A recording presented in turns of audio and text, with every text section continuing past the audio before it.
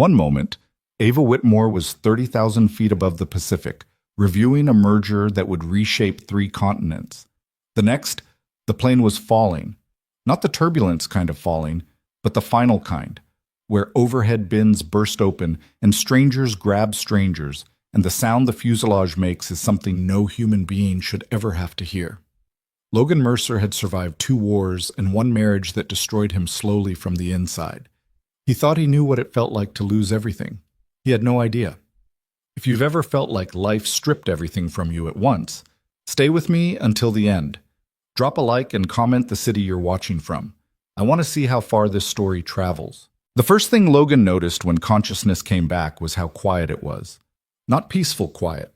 Not the stillness of early morning when Sophie was still asleep and the apartment smelled like yesterday's coffee. This was the wrong kind of quiet. The kind that follows something catastrophic. The kind that says everything you knew about the world just ended and the world hasn't bothered to replace it with anything yet. He was face down in shallow water, sand pressing against his cheek, waves running in lazy sheets across his back like they were indifferent to whether he was alive or dead. His ears were ringing so hard he could feel it behind his eyes. His left shoulder burned in a way that told him something had torn, not broken, but close. He'd had enough injuries in enough places to know the difference. He pushed himself up.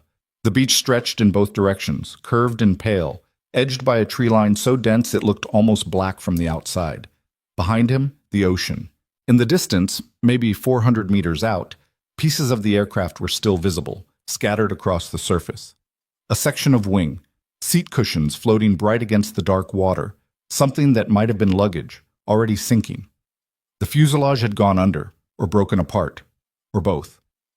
Whatever was left of Flight 147 from Honolulu wasn't going to be giving anything back. Logan sat in the wet sand and breathed. He ran a mental inventory the way the Army had trained him to, a habit he could no more turn off than he could turn off breathing. Right arm functional, left shoulder torn, maybe rotator cuff, manageable for now. Head, impact, probable mild concussion, monitor. Ribs, bruised, not broken. Legs, intact. Feet, 1 shoe missing. His watch was still on his wrist, face cracked but still ticking. 3:47 p.m. He remembered the timeline. They'd left Honolulu at 1:20 p.m., headed for Sydney. He'd been maybe 90 minutes into it, dozing in a middle seat in economy because business class had been sold out halfway through a plastic-wrapped turkey sandwich he'd barely touched. When the turbulence began. Not unusual turbulence. Not the polite shaking that made passengers grip armrests and exchange nervous smiles.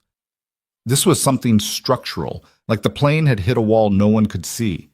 He remembered the overhead panel blowing out, a woman screaming something in Japanese, the oxygen masks dropping in their little choreographed fall. Then nothing for a while. Then this. He stood, shading his eyes against the angle of the afternoon sun. He was alone on the beach, at least visibly alone. The tree line was 30 meters back. The beach curved north and south, maybe 200 meters of visible coastline before it bent away in each direction. No structures, no lights, no sign of anything human other than him and whatever wreckage the ocean had spat out. He was moving before he'd fully decided to move, down the beach toward the waterline, wading in up to his knees, scanning the surface for anything. For anyone. He found the flotation seat cushion first, the kind the flight attendants always pointed to during the safety demonstration that no one ever paid attention to. He grabbed it anyway. Then a carry-on bag, miraculously intact, buckle still fastened. He didn't know whose it was. He tossed it above the tide line. Further out, something caught his eye. Movement, not debris. Someone in the water. He went in without thinking. The Pacific was cold in a way that hit his chest like a fist, but he was already swimming before his body had time to fully register the temperature. He'd been a strong swimmer his whole life, had done open water training with his unit in conditions worse than this, and the shoulder was screaming at him, but it wasn't going to stop him. 40 meters. 30. He could see them now. A woman, dark hair matted to her face, treading water with one arm and clutching something with the other. Clutching it with the desperation of someone who has realized that the thing they're holding is the only thing between them and the bottom of the ocean. I've got you, he said when he was close enough. Let go of whatever that is and don't touch me. Her voice was sharp despite everything, despite the fact that she was clearly exhausted and maybe injured and the waves were working against her. Lady, I'm trying to... I heard you. I said don't touch me. She turned her head and he saw her face for the first time. Pale, dark eyes that were more furious than frightened, though the fear was there too, underneath it, trying to break through. There was blood on her forehead from something, a cut above her left eyebrow, not deep but dramatic. She was holding a laptop bag, the waterproof kind. That bag is going to drag you under, he said. It has everything. It has nothing worth drowning for. Let it go. She stared at him. He could see the calculation happening in real time, weighing what she was holding, weighing the wave that was coming, weighing whether she trusted this stranger from nowhere who had appeared in the middle of the Pacific telling her what to do. She let go of the bag. He got her to the beach. It wasn't graceful. She wasn't cooperative in the way drowning people were supposed to be cooperative. She kept trying to swim herself, kept changing direction, kept grabbing at things in the water. He'd pulled soldiers out of worse situations, but none of them had been actively arguing with him while he did it. They collapsed in the shallows together, both breathing hard, the waves folding over their legs. Thank you, she said after a moment. You're welcome. I wasn't going to drown. He didn't say anything to that. She pushed her hair back from her face with both hands and looked around at the beach, at the tree line, at the debris field still floating out on the water. He watched her process it, watched her face do the thing faces did when reality arrived all at once, and there was nothing to do but absorb it. He'd seen that expression before. On soldiers. On his daughter when she was small and first understood that her mother wasn't coming back. Are there others? She asked. I don't know. I've only been awake for a few minutes. I was about to start looking when I spotted you. She nodded. Stood up, too fast, caught herself, pressed a hand to her rib cage, and exhaled through her teeth. Ribs? He asked. Maybe. I'm fine. She looked at him. Who are you? Logan Mercer. You? Ava Whitmore.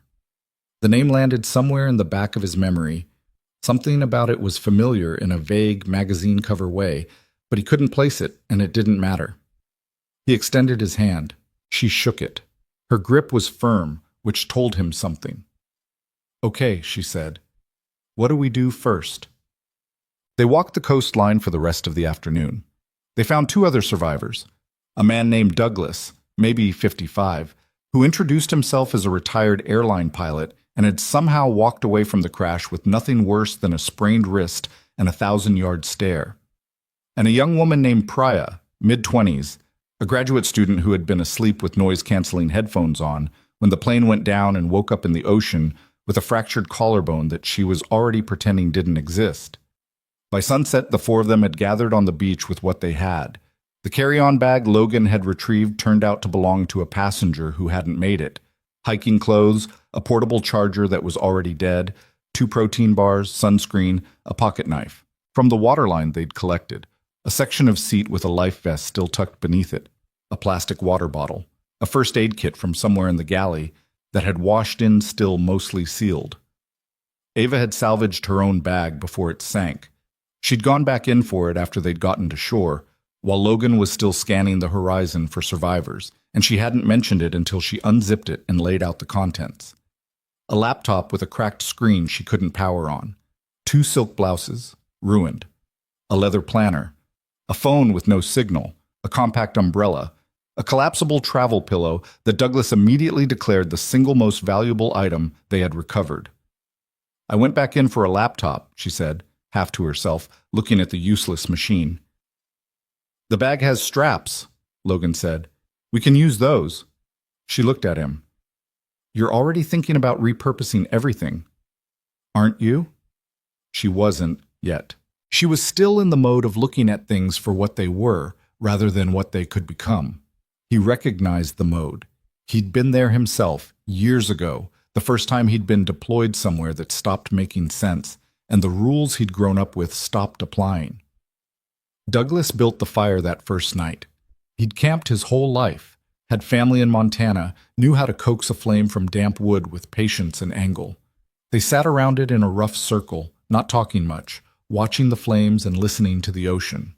The island, they'd established it was an island based on the visible coastline and the lack of any man-made light in any direction, was somewhere in the South Pacific, trajectory-wise, but beyond that they had nothing. No precise coordinates, no communication, no way to know if anyone was looking for them or where they were looking.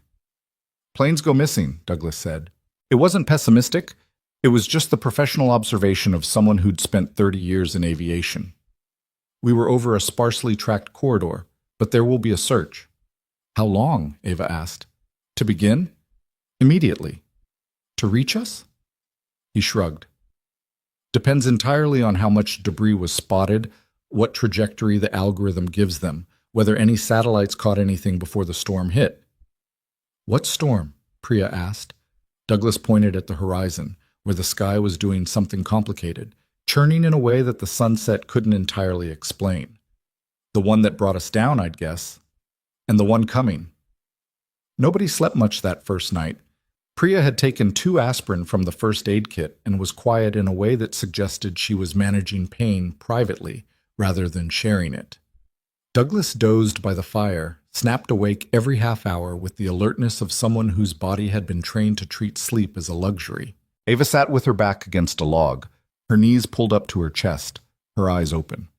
Logan sat a few feet from her, sharpening the pocket knife against a flat stone.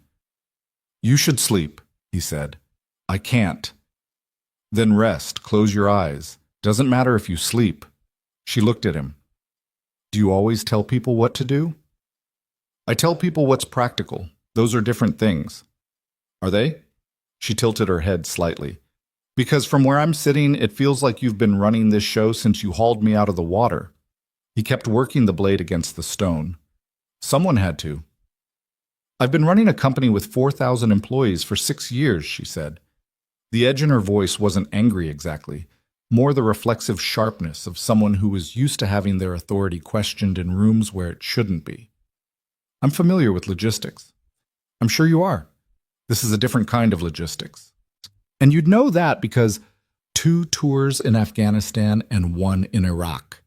He said it flatly, without weight, the way people mention things they'd processed enough that they no longer needed to perform the weight of them. I know how to keep people alive in places that want them dead. She was quiet for a moment. The fire crackled. A nightbird somewhere in the canopy made a sound he didn't recognize. I'm not trying to diminish that, she said. Her voice had changed, still direct, but something underneath it had shifted slightly. I know you're not. I just don't do well when I don't understand what's happening. None of us do. She looked at the ocean. You have a daughter. He looked up from the knife. How do you know that? You were talking in your sleep, before, on the beach. You said her name. She paused. Sophie. He set the knife down. Something moved through him. Not grief exactly. More like pressure. The weight of a distance he couldn't measure. She's 7, he said. She's with my sister in Boston. He paused. She's going to be... He stopped. She's going to be okay, Ava said. He picked the knife back up. Yeah. Neither of them mentioned the part where being okay and getting her father back were 2 different things that might not both be true. The second day taught them the island's geography better than they wanted to know it. Logan was up before sunrise, doing a perimeter walk along the beach, then pushing into the tree line to see what was back there. What was back there was dense tropical forest, broadleaf trees he could identify by general category, but not by name. Undergrowth that grabbed at his ankles, the sound of running water somewhere ahead. He found the stream within an hour, narrow, fast-moving, coming off higher ground to the north. He tasted it. Clean, or at least clear. No obvious particulates, no sulfur smell. He'd need to boil it before anyone drank significant amounts, but it was there. He marked the route back to camp by scoring tree bark with the pocket knife. An old habit, the kind you didn't think about until you were doing it. When he got back to camp, Douglas was up, and Priya was awake but not moving. Ava was nowhere. He found her at the waterline, standing in the surf up to her ankles, looking at her phone.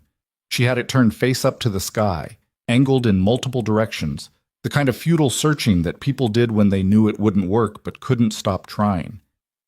Nothing, she said without looking up. No satellite connectivity on a standard cell plan out here. Even if we were on a different island with infrastructure, you'd need... I know. She lowered the phone. I know, She exhaled. I have 2 board members who were expecting me in Sydney 48 hours from now. There's a merger finalization happening that has been 18 months in the making. $12 billion. She paused. And I'm standing barefoot in the Pacific. The merger will survive. You don't know that. Neither do you. She turned to look at him. She had dried blood on her forehead still. He'd cleaned the cut last night from the first aid kit, put a thin strip of medical tape across it, but it had left a rust-colored mark above her eyebrow. She looked nothing like whatever version of herself existed in boardrooms and on business pages. She looked exhausted and scared and furious at the scared part. Found fresh water, he said. About 40 minutes inland. We need to boil before drinking, but it's there. Her expression shifted, the business concerns colliding with the immediate reality in a way he could actually watch happen on her face. Okay, she said. Show me. They walked back to camp. He briefed Douglas and Priya on the water source, on the need to boil, on the priority list for the day. Water container, fire-making capability, better shelter than the windbreak Douglas had built from branches the night before. He laid it out simply, without drama, the way he'd briefed soldiers on objectives. Ava watched him. He noticed her watching and didn't say anything about it. What do you need me to do? She asked. He looked at her for a moment, checking whether the question was genuine or performative. It was genuine. Can you start a fire? No. Can you identify which plants are edible? Obviously not. Can you build a shelter? I've never built anything in my life. She said it without embarrassment, just a clean accounting of facts. Okay. Then today we start teaching you things. He handed her the pocket knife. First, you're going to learn how to cut and strip palm fronds for roofing. I'll show you once. It's tedious, and your hands are going to hurt by the end of it, and I need you to do it anyway. She looked at the knife, then at him. Fine, she said. Popte. The third day was when the tension between them first reached the surface. It had been building. The way tension always builds between people who have been forced together without choosing it, who have different instincts and different ways of calculating risk, and different thresholds for what okay means. The proximate cause was the shelter decision. Logan wanted to move the camp back from the beach into the tree line where the canopy could provide cover from both rain and potential rough weather. Douglas agreed. Ava did not. If we're in the trees, a rescue plane can't see us, she said. If we're on the beach in a storm, we'll be underwater, he said. You don't know a storm is coming. Douglas speculated. He's not a meteorologist. He's a pilot with 30 years of experience reading weather patterns, which is more than either of us has. She crossed her arms. We should stay visible. That's the priority. Getting found. Everything else is secondary. Survival is not secondary to anything. He kept his voice level. You can't be found if you're dead. I'm not going to be... You don't know that. He said it more sharply than he intended, not because he was angry with her exactly, because he was thinking about Sophie, about a 7-year-old girl in Boston who was going to be told that her father's plane went down. And what happened after that depended on whether Logan made the right calls on this island or let himself be talked into the wrong ones. You don't know what this island does in a serious storm. I don't either. What I know is that open beach during heavy weather is exposed, and exposed is dangerous, and I'm not interested in taking that risk. She was quiet for a moment. The muscle in her jaw was tight. You could compromise, she said. Move inland, but stay close enough to the tree line that we can get to the beach fast if we see or hear a plane. He looked at her. He looked at the beach, then at the trees. 30 meters in, he said. We clear sight lines, maintain a signal fire on the beach at all times. Fine. Fine. Douglas, who had been watching this exchange with the studied neutrality of someone who had decided not to pick sides, let out a long breath. I'll start on the signal fire. What Logan hadn't expected, what he was entirely unprepared for, was how fast she learned. Not in a smooth way, not in a this comes naturally way. She made mistakes constantly, and got frustrated and occasionally said things under her breath that he pretended not to hear. She stabbed herself with the palm frond strip on day 3 and didn't mention it until he noticed her wrapping her finger with a strip of her ruined silk blouse. But she applied herself with a focus that was, he didn't have a better word for it, relentless. When he showed her how to start a fire using friction and dried bark, she failed 37 times over the course of one afternoon. He counted. By the 38th attempt, she got an ember. She didn't celebrate. She just bent over it carefully and fed it exactly the way he'd shown her. And when the small flame caught, she sat back on her heels and said very quietly, "Okay." That was it. Just, okay. He found that harder to look away from than he expected. She was learning to catch fish. Badly. Still, with a spear he'd made from a hardwood branch, but she was learning, when she asked him about his wife. "I didn't say anything about a wife," he said, wading alongside her in the shallows, watching her form. "Sophie's mother. You said was when Douglas asked." He was quiet for a moment.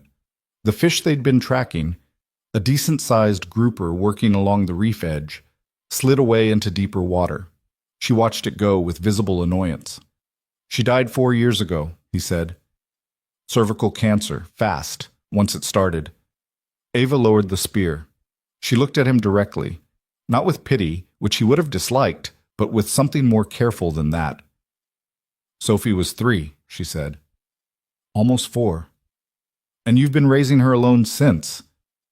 "With my sister's help. She lives 2 blocks away." Ava nodded, looked back at the water. "I'm sorry." "Thank you. What is she like?" "Sophie." The question surprised him. The specificity of it, the genuine curiosity underneath. People usually asked about Sophie in general terms. "How is she doing? Is she adjusting okay?" Ava asked what she liked, like she actually wanted to know the answer. "Drawing," he said. "She draws constantly. Animals, mostly. Realistic ones, with actual anatomy. Her kindergarten teacher called me in to ask if it was normal, and I had to admit I had no idea." He paused. "She likes the Red Sox. She likes terrible puns. She can't eat anything with cilantro in it, or she makes this face," he demonstrated. "Like she's been personally betrayed." Ava laughed.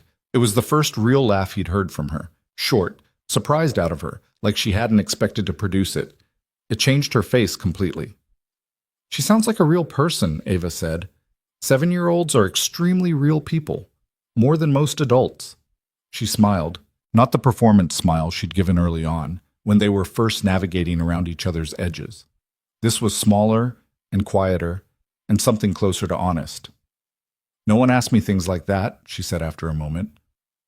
"Like what?" "Real things. What someone likes. Who they are outside the context of their work." She shifted her weight in the water, watching the reef. "People know I run Whitmore Capital. That's the whole conversation usually. What I'm doing with the company, what my plans are, what position I've taken on something in the financial press." She paused. "Nobody asks what I like." He looked at her sideways. "So what do you like?" She thought about it. Actually thought about it, like the question required more excavation than she expected. "Maps," she finally said. "Old ones. I have a collection, first editions mostly, from the age of exploration. There's one from 1587 that shows the California coast as an island." She shook her head slightly. "They just drew what they understood at the time and called it true. There's something I've always found, I don't know, honest about that." "That's the last thing I would have guessed," he said. "Good." She raised the spear again, watching the water. "I'm tired of being guessed." Pick. By the end of the first week, they had a working camp. Shelter. A lean-to structure reinforced with salvaged aircraft material that could sleep all 4 of them, elevated slightly off the ground, on a platform Logan had lashed together from green timber. Not comfortable. Functional. Water. A collection system feeding into a section of aircraft fuselage skin that Douglas had retrieved from the waterline, but flat, watertight enough, that they boiled over the fire and stored in the plastic bottle and the remaining containers from the first aid kit. Food, fish primarily. Logan had gotten a decent system going. Spearfishing in the reef shallows, supplemented by some edible crabs Douglas had identified, a coconut palm that produced at irregular intervals, and a plant at the forest edge that Logan and Ava had systematically tested in small quantities before committing to eating. Signal: a fire on the beach, maintained through rotation. Priya had taken on primary fire duty once her collarbone had settled into something manageable. She couldn't do physical labor, but she could tend a flame, and she did it with a quiet conscientiousness that made her useful in a way that had nothing to do with strength. Douglas had been the one to finally ask the hard question on day 6 while they were sitting around the campfire after dark. "We need to talk about timeline, Vikat," he said. Nobody responded immediately. "The search for a commercial flight loss typically runs intensive for 72 hours, he continued. He said it carefully. This was a man who understood the systems, who had been inside them, and who now found himself on the other side. After that, it doesn't stop, but the parameters shift. They're no longer looking for survivors. They're looking for the flight data recorder, for wreckage, for... He stopped. "For remains," Ava said quietly. "Yes." "How far out are we from that window?" "We're past it." Nobody spoke for a moment. "So they're not looking for survivors anymore," Priya said. "Not actively. But planes continue to search. Ships report in. If our signal fire is spotted..." "Then how long could we actually be here?" Ava asked. Her voice was steady. He respected that about her. She wanted the real answer, not the softened one. Douglas was quiet. "Could be weeks," Logan said. "Could be longer." Ava nodded once, slowly. He watched her absorb it the way he'd watched her absorb the fire-starting failure, the fish-catching failures, the relentlessness of the heat and the insects, and the way the nights on the island had a weight to them that was entirely different from the nights of her previous life. She absorbed it. She didn't collapse under it. "Okay," she said, and then she asked what needed doing next. What Logan thought about, late at night when sleep wouldn't come, was Sophie's face. Not the afraid version, not the version from the airport 3 years ago, when he'd been deploying for the last time and she'd understood enough by then to cry at the gate, gripping his jacket with both fists while he tried to tell her he was definitely coming back, which was the kind of thing you said because you had to, because the alternative, standing in an airport departure hall and telling your 4-year-old the honest truth about risk, was something no parent could actually do. He thought about the ordinary version. Sophie at breakfast, systematically eating the crust off her toast first before touching the interior, a habit she'd developed for reasons she'd never adequately explained. Sophie in the park, on her stomach in the grass, drawing something from life with the small notebook she kept in her jacket pocket everywhere she went. Sophie at the kitchen table doing homework, asking him questions about history with a precision that made him feel alternately brilliant and entirely inadequate. He'd promised her he was coming home. He'd promised her before he got on the plane in Honolulu, calling from the airport gate, her voice bright and a little distracted because she'd been in the middle of drawing. "I love you, Dad. Come home fast." "I will, baby. Count on it." He lay on his back listening to the island breathe around him and added up everything he knew about their location and their resources and what the next week required. And he did it the way he'd always done it. Not to feel ready, because readiness was a myth, but because the alternative to planning was panic, and panic was the only thing out here that could actually kill them faster than the island could. He was going home. Whatever it took. Across the shelter, Ava was awake too. He could tell by her breathing pattern, by the small movements she made, rolling the leather planner she'd salvaged between her hands without opening it. A nervous habit she probably didn't know she had. He didn't say anything, but he noted it. The way a person notes something they'll think about later when they have time, when the situation permits the luxury of thinking about anything other than staying alive. On day 9, the fishing changed, not the catching. That was getting better, incrementally, with practice and patience. What changed was who was in the water. Priya's collarbone had improved to the point where she could manage camp. Douglas had taken on responsibility for the signal fire, maintaining it through the heat of the day when visibility was best. That left Logan and Ava in the shallows together every morning, working the reef edge, developing the rhythm of people who have spent enough time in close quarters that they've stopped performing ease and started actually having it. She was getting better, not good yet, but better in the specific way that came from stubbornness rather than talent. The way someone gets better at a thing they're not naturally suited for by simply refusing to stop trying until the thing submits. "You're holding your breath too early," he said, watching her track a fish along the bottom. "I'm concentrating." "You're tensing up. Fish feel water displacement. You're warning them." How do fish feel? Lateral line system, sensory organ along the flank, reads vibrations in the water. He moved up beside her, adjusted the angle of the spear in her hands without asking. She let him. Less grip, more stillness. Stillness and holding a spear aren't compatible.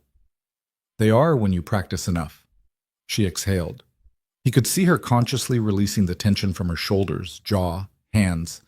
There was something in watching someone learn to be still, who had spent their whole life in motion. It was a kind of undressing, almost. Not physical, the other kind. The fish came back. She waited. He held his breath without realizing it. She threw. She missed, but close, very close. The fish bolted, and she looked at where the spear had struck the sand, 2 inches from where it had been. 2 inches? She said. Last week it was 2 feet. She turned to look at him. She was close. The water brought them close, working the same reef edge. And for a moment he registered that in a way he immediately set aside. "Don't do the encouraging teacher thing," she said. "It's patronizing." "I'm stating a fact." "You're stating it in an encouraging tone." "You want me to tell you it was bad?" "I want you to tell me what I actually did wrong." He looked at her for a moment, then, wrist angle. "You rotated on release, which sent it wide. You knew where the fish was. Your read was right. Your follow-through cost you." She nodded. "Okay." She waded over to retrieve the spear. "Show me the wrist again." He showed her. She practiced the motion without a target 10 times while he watched. "Again," he said. "Again." He was 32 years old and had not been this close to another person, in the sense that mattered, in 4 years. He was aware of that. He was aware of what awareness meant. He was also aware that they were stranded on an island in the South Pacific with no certainty about when or whether help was coming, and that anything that complicated the dynamic between the 4 of them was a risk he couldn't afford and wouldn't take. He stepped back, created appropriate distance. "Better," he said. She looked at him. He couldn't read her expression. "Let's try again," she said. That afternoon, they found the plane, or part of it, the tail section, large enough to walk through, lodged in the shallows on the island's south shore, half submerged and listing hard to port. The fuselage was crumpled badly, but intact in stretches. Logan had been circling the island systematically, day by day, and today's sector had brought him to the South Beach where the current had different behavior, and there it was. He brought Ava because she was with him when he found the access point. Douglas and Priya they radioed. They'd fashioned a crude signaling system with mirrors and had established a 3-whistle return code. Inside the tail section, partially submerged, they found the galley's storage. 3 sealed water bottles, 7 vacuum-sealed meal packs that the pressure hadn't compromised, a full medical kit, significantly better than what they'd already had, blankets in sealed plastic, and, wedged behind a structural support and still attached to its harness, the emergency radio kit that every commercial aircraft carried but which the flight crew had apparently never deployed before the crash. Ava picked it up, turned it over in her hands. "Does this work?" she asked. He took it from her and examined it. The casing was cracked on one side, but the seals had held. He opened it, checked the power cell. Half charge or less. He pressed the activation button. Static. Then a signal tone. It was working. Ava made a sound. Just a breath, really. Compressed and released. He looked up from the radio, and she was standing in 2 feet of water in the half-dark of the tilted fuselage, both hands pressed against her mouth, and her eyes were doing something that he understood immediately. Not crying. The opposite of crying, almost. All that feeling happening below the surface, finding no exit. He let her have the moment. "How far does it reach?" she asked, when she'd found her voice. "Depends on charge. Could be 50 miles. Could be 200. He turned the radio over again. "We have to be careful. Half a charge means 1 transmission, maybe 2. We use it wrong, at the wrong time, no one in range, and we've wasted our window. She nodded. Practical again. Back in the mode he'd come to recognize as her armor. When do we use it? She asked. Tomorrow morning, 6 a.m., maritime distress frequency. Best chance of a vessel in range during early patrol hours. He looked at her. And Ava, I know. She looked at the radio. If it doesn't work, we don't fall apart. If it doesn't work, he said carefully, we still have everything we had this morning. The water, the food, the camp, the signal fire. He paused. We're not dying on this island. She looked at him for a long moment. Something in the tilt of her jaw, the set of her eyes. Not gratitude exactly. Something more complicated than that. No, she said. We're not. Outside, through the cracked hull, the Pacific moved against the island in its endless, patient way. Indifferent to what they needed, indifferent to what they'd found, indifferent to everything except its own nature. They stood there for a moment longer in the dimness of the broken tail section, holding between them the small weight of a device that might mean rescue, and the complicated, growing, entirely inconvenient weight of everything else. End of part 1. The radio worked. Not cleanly. Nothing about it was clean. Logan had been awake since 4 in the morning, sitting outside the shelter with the device in his hands, running through frequencies in his head the way he used to run through operation parameters before a mission. The half-charge worried him more than he let on to the others. Half-charge on an emergency beacon meant maybe 90 seconds of clean transmission, maybe less depending on what the humidity had done to the power cell over however many days the tail section had been submerged. He'd dried it overnight, packed the battery housing with strips of the driest fabric they had. It was the best he could do. At 6 a.m. exactly, he keyed the distress frequency and transmitted their position. Estimated coordinates based on flight trajectory and elapsed time, island description, survivor count, medical conditions. 30 seconds. He released the transmit key and waited. Static. Then, a voice. Broken, half swallowed by interference, but human. A Coast Guard relay station asking for confirmation of position. He transmitted again. 15 seconds. Then the power cell gave out. He set the radio down in the sand. Douglas, who had been standing 10 feet back as if giving the moment its own physical space, let out a long breath. Priya covered her face with one hand. Ava was standing beside Logan. She hadn't moved for the entire transmission, just stood there with her arms at her sides, watching the radio the way you watched something you needed to believe in but weren't sure you could. Did they get it? She asked. I don't know. Best guess. He picked up the radio, set it down again. Partial. They got something. They came back, which means they heard us. Whether they got enough to act on, he shook his head. I don't know. She nodded, looked at the ocean. So we wait, she said. We keep doing what we've been doing. We wait. What Logan didn't say, what none of them said, because saying it out loud was a weight the morning couldn't carry, was that even a confirmed partial transmission put them maybe 3 days out from rescue at the closest estimate, assuming the relay station had enough to triangulate, assuming there was a vessel in range, assuming the weather held. 3 days was not a long time in any normal accounting. On the island, in the context of everything they were managing, 3 days was an entirely different unit of measurement. He went to check the signal fire. It was Priya who first said what everyone had been thinking. She was better. The collarbone had settled into something she'd learned to move around, and she'd developed a kind of economy of motion that people developed when one side of their body was unavailable to them. She'd been tending the signal fire for days with one functioning arm, and she was good at it, better than good. She had a feel for it now, for the wood, the wind direction, what the smoke was doing. She set it on day 11, mid-morning, while Douglas was out checking traps and Logan and Ava were reinforcing the shelter roof where the last rain had found a gap. You two are going to be a problem, she said. Logan looked up from the crossbeam he was lashing. Ava kept working. What? Logan said. Not an accusation, just an observation. Priya poked at the fire with a stick, her expression neutral. I'm stuck here too. I see what I see. There's nothing to see, Ava said, still not looking up. Okay. That was it. That was all Priya said. She went back to tending the fire with the serenity of someone who had made her point and had nowhere to be. Logan looked at Ava. Ava looked at the section of palm frond in her hands. He went back to the lashing. But the thing that Priya had named, the thing she'd put in the room without asking anyone's permission, stayed.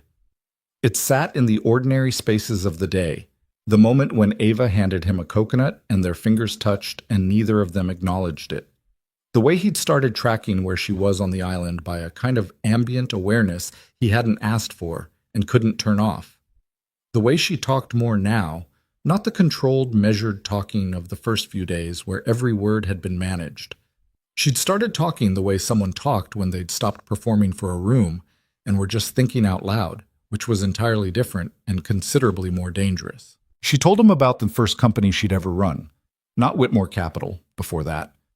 A consulting firm she'd started at 24 with $11,000 she'd saved waitressing through college and business school simultaneously, a combination that she described with a matter-of-factness that hit him harder than she probably intended. "You waitressed through an MBA," he said. "Double shifts on weekends. I was very fast and I had good spatial memory, so I could carry 6 plates and never forgot an order." She was picking crabs from a tidal pool, dropping them into the makeshift container they used. "The other students in my program used to invite me out for dinner at nice restaurants. They thought it was funny, I think, having me there as a guest at places where I'd worked the week before." "Did it bother you?" "Yes, I didn't show it." She turned over a rock in the pool. "I got very good at not showing things." He watched her work. There was sand on her forearm. She had a smear of something dark, charcoal from the fire probably, across the back of her wrist that she didn't seem to know was there. "The consulting firm," he said. "What happened to it?" "I sold it, 4 years after founding it, for $3.2 million. Used it as seed for the next thing." She paused. "I was 28. I thought I'd finally arrived somewhere." A short sound that wasn't quite a laugh. "There's no arriving. That was the lesson. You just keep building because you don't know what else to do with yourself." "Is that why you do it?" "What?" "The building, the company. Is it because you want to or because you don't know how to stop?" She looked up from the tidal pool. He hadn't meant it as a challenge. It had come out as a genuine question, and he could tell from the way she went still that it had landed somewhere real. "I don't know," she said after a moment. "I've never had anyone ask me that before either." He had the sense of something shifting, not dramatically, not in the way of movie moments, quietly. The way weight redistributes when someone finally puts down something they've been carrying so long, they stop noticing the load. The storm announced itself the way bad things often did, gradually, and then all at once. Douglas had been watching the horizon all day on day 12, saying nothing but looking often, the way experienced weather readers did when they were building a case they didn't want to present yet.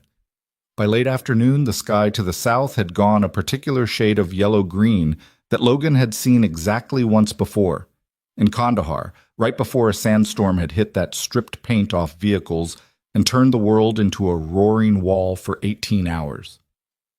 Different climate, same fundamental warning. "How bad?" Logan asked. Douglas studied the horizon. "Bad," he said. "Tonight." They spent the remaining daylight hours preparing. Logan sent Ava and Priya to gather everything from the beach that could be moved, the signal fire materials, the water containers, the supplies from the tail section, all of it. He and Douglas worked on the shelter, driving additional stakes, tightening every lashing, packing the windward wall with as many additional layers as they had material for. It wasn't enough. He knew it wasn't enough. But it was everything available. At 9 p.m., the storm hit. It came from the south with a sound like freight trains, wind that turned horizontal, and rain that was indistinguishable from the ocean it came from. The shelter held, barely, badly. A section of the roof went in the first hour, the lashings giving way in a sequence he could hear over the storm, each one going with a sound like a gunshot. Douglas threw himself against the windward wall, and Logan joined him, and between them they kept the main structure from collapsing entirely, while Priya and Ava pushed everything that mattered into the most sheltered corner and piled their bodies over it. They were all soaked within minutes. Soaked didn't cover it. They were saturated, The kind of wet that reached the core temperature and started working on it, and Logan was running the math on hypothermia risk in the back of his mind while he was holding the wall, and it wasn't comfortable math. 2 hours in, the wind shifted. It didn't ease, it moved, which was in some ways worse, because the windward side was now no longer the windward side, and everything they'd reinforced was reinforced against the wrong direction. The shelter leaned. Logan heard something crack. "Get out," he said. "Now, get away from the structure." They moved. Fast. No discussion. All of them understanding that the thing they'd been using for shelter had just become the thing most likely to hurt them. They made it 6 feet before the main frame gave way behind them, the whole structure folding in slow collapse. The palm frond roof catching air and sailing away into the dark. The 4 of them huddled against the base of the largest tree in their section of forest, which provided approximately no protection from the wind, but at least put solid timber at their back. Logan pulled Priya close on her uninjured side. She was shaking badly, the cold working on her compromised frame harder than the others. Douglas sat on her other side. Ava pressed in next to Logan, and he put his arm around her because it was the practical thing to do, the heat conservation thing to do, and she pressed her face briefly against the side of his neck, and he felt her exhale, long and shaking, all the control she'd been maintaining since they got off the plane, releasing in one breath into the hollow of his shoulder. He tightened his arm around her. Neither of them said anything. The storm ran its course over about 5 hours. By 3 in the morning, it had dropped to ordinary heavy rain, which felt like nothing after what preceded it. By 5 a.m., the rain was intermittent. By sunrise, the sky had gone the pale, washed-out blue that followed serious weather, and the island was revealed in its aftermath. Debris everywhere, the signal fire completely destroyed, the shelter a scattered arrangement of broken wood and palm fronds across a 30-foot radius. They separated, assessed, quietly, each person doing their own accounting. Logan walked the camp perimeter. Douglas checked the water containers. Priya sat with her back against a tree and breathed carefully, testing something. Ava stood in the middle of the destroyed camp and looked at it. He went to stand beside her. "The supplies?" she asked. "The corner held, most of it's okay." "The signal fire?" "We rebuild it. It's the first thing." She nodded. She looked not broken. He was clear about that. She wasn't broken. But she looked like someone who had been running on reserves for 11 days and had just been asked to make the reserves last longer, and was doing the internal arithmetic on whether she could. "What do you need?" he asked. She looked at him. Something in her face that was very tired and very present at the same time. "Tell me the worst of it," she said. "All of it." He told her. Shelter gone, rebuild time 2 days minimum, signal fire destroyed, can rebuild in hours. Water containers intact, food supply intact, medical kit intact. Priya: "Concerning, we'll need to monitor." Douglas: "Fine." Himself: "Left shoulder, degrading, managing." The island: unchanged, indifferent, still providing what it had been providing. She listened to all of it. When he finished, she was quiet for a moment. "Okay," she said. "Where do we start?" They rebuilt. It took 2 full days, and it was harder than the first time. They were tired in a way that had settled into the bones, and the materials were wet, and the ground was soft, and everything was more difficult than it had looked in the theoretical planning stage. But they rebuilt. Logan directed. Ava and Douglas worked. Priya, to her credit and his concern, insisted on contributing, carrying what she could with one arm and managing camp logistics with the other. The signal fire was back up by midday of the first rebuilding day. The shelter took until the evening of the second. It was different from the first shelter. Lower, wider, better anchored, learning from what had failed, more modest in its ambitions. Ava had suggested the lower profile unprompted, and he'd looked at her and said, "Yeah, that's right." And she had filed that away somewhere in the way she filed everything, adding it to the running account of things she was learning about physical reality that no amount of business acumen had ever prepared her for. They were eating. The meal packs from the tail section, which they'd been rationing against the possibility of a long stay, when she said, "Tell me about building things." He looked up. "Your work," she said. "Before. You were in construction, you said." "Renovation, mostly. older buildings. I worked for a company in Boston for 3 years after I got out, and then I started taking independent contracts. He turned his meal pack over in his hands. I like it when a thing that looks like it's finished turns out to be fixable. When you open up a wall and the structure's actually still good underneath, it's just the surface that's gone wrong. She looked at him. That's a very specific thing to like. It's a very specific job. No, I mean, she paused. The way you described it, it sounds like you're talking about something else. He considered that. Maybe, he said, people are easier to fix than buildings. I think it's the reverse. Then you've been working with the wrong people. She smiled at that. The small, real one. The one that came without warning. He'd started looking for it. That was new, and he noticed it was new, and he set it aside. Across the camp, Douglas had fallen asleep early for the first time since the crash. The exhaustion from the storm cleanup finally landing. Priya was dozing beside him. The fire burned low and quiet. I'm scared, Ava said. The words came out flat and factual, not performed. She wasn't telling him she was scared in the way people said it when they wanted comfort. She was reporting it, the way she reported everything, with the precision of someone who believed in accurate accounting. I know, he said. I don't do scared well. Nobody does. You seem like you do. He thought about that. I'm scared all the time, he said. I've just been scared in life-threatening situations enough times that I've gotten better at not letting it make my decisions. She looked at him in the low light. How do you do that?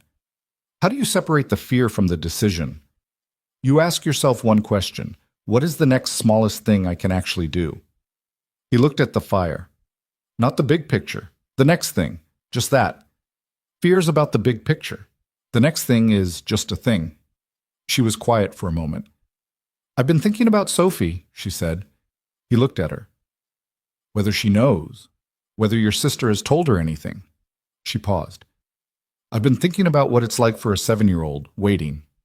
He didn't answer because there wasn't an answer. The version of that he let himself think about in the daylight was the manageable version. Sophie being held by his sister, being fed, being distracted, being taken care of the way he knew his sister would take care of her. The nighttime version was different, and he did not allow it after dark. She's resilient, he said. She's more resilient than she should have to be. That's because of you. He looked at Ava. The way you talk about her, she said. The way you... She stopped and something passed over her face that was harder to read than her usual expressions. She knows she's loved by you. That's not a small thing. That makes people able to survive things. He held her gaze for a moment. She held it back. Were you? He asked. Loved that way? It was too direct. He knew it when it came out. But she didn't flinch from it. My mother, yes, she said. My father was more interested in what I could become. She looked at the fire. He died when I was 22, heart attack. And I remember standing at the funeral thinking that I didn't know him well enough to know what I'd lost. She turned the leather planner over in her hands, the one from her bag, the one she carried everywhere. I've been trying to figure out what I lost ever since. He didn't say anything. Sometimes people didn't need a response. They needed the silence that made space for what they'd said to exist in. After a while, she said, The planner. I know what you're thinking. I'm not thinking anything. You're thinking it's a symbol of something, my whole life condensed into a leather schedule book. I was thinking it's the one thing you kept coming back to. It has my whole year in it, she said. Everything planned, every meeting, every deadline. A whole year all written down. She paused. It's completely useless now. None of it matters. And I can't stop carrying it. Some things you carry because you need them, and some things you carry because you're not ready to put them down. She looked at him. When do you know which is which? When you're ready. She set the planner down on the log beside her. She didn't open it. She just set it there, separate from her hands, and looked at the fire. It was a small thing, but he noticed it. Day 15 brought 2 things. A fish large enough to constitute a genuine meal for all 4 of them, and the infection. The fish was Ava's. She caught it, her 4th solo attempt, without direction from him, in the reef shallows at the south end of the beach. A yellowfin, or something close to it, substantial enough that she had to drag it up the beach with both hands because it was too heavy to carry. She was breathing hard when she got to camp, and her expression was one of the more unguarded things he'd seen from her. "That's a real fish," Priya said. "Yes, it is," Ava said. "Not modest, not performing modesty, just accurate." Logan gutted and cleaned it. Douglas built the fire up. They ate well that night, better than they had in 2 weeks, the protein settling into their systems with an almost physical satisfaction. The infection came to light while they were eating. Priya's collarbone, they'd all understood it was fractured, but fractured in the category of wait and heal rather than requires immediate intervention. What they hadn't caught was that something in the original injury had done additional damage, a small laceration where bone had pressed against tissue, invisible externally, becoming silently problematic for 2 weeks while Priya managed her pain privately and didn't mention it. She mentioned it now because she'd gone quiet during dinner, and Logan had watched her face do something he recognized and asked her directly, and she'd pulled aside the piece of fabric she'd been wearing as a sling and shown him. The area around the collarbone was red, warmer than it should be. She had a temperature. He pressed the back of his hand to her forehead and felt it, and when he looked at her and said how long, she said, "Maybe 3 days." He kept his expression neutral. "Okay," he said. "Finish eating. Then we're going to look at what we have in the medical kit." He found Ava at the fire an hour later, after he'd assessed what the kit had and done the math he didn't like. "How bad?" she asked. "Manageable. Maybe." He sat down. "We have antibiotics in the kit, general spectrum. It's a standard emergency kit. We have enough for a full course, if we're careful with dosing." He looked at the fire. "The issue is I don't know how far along it is. If we caught it early, the antibiotics handle it. If it's deeper than it looks..." He stopped. "We need to watch her. Constantly, temperature checks 3 times a day. She needs to stay still, which she won't want to do. And she needs to eat, protein especially, which means we need to keep catching what we caught today." Ava looked at him. "I can catch fish," she said. Not a question. "Yeah," he said. "You can." She nodded, set her jaw in that particular way she had. Not stubborn, exactly. More like someone who had decided something and was now simply executing the decision. "I'll be in the water at first light," she said. "Every morning until she's better." He looked at her. "What?" she said. "Nothing." "Logan." "I was just thinking," he said, "that 2 weeks ago you were reviewing a $12 billion merger on an airplane. And now I'm catching fish to keep someone healthy," she said. "Yes, I'm aware of the contrast." But she said it without bitterness, which was what struck him. She said it the way someone described the view from a new place they'd found themselves in. Not the place they'd planned to be, but real, and in some ways more real than what they'd left. "Get some sleep," he said. "You too." He didn't, for a while. He sat with the fire and the radio, useless now, but still there, still part of what he had.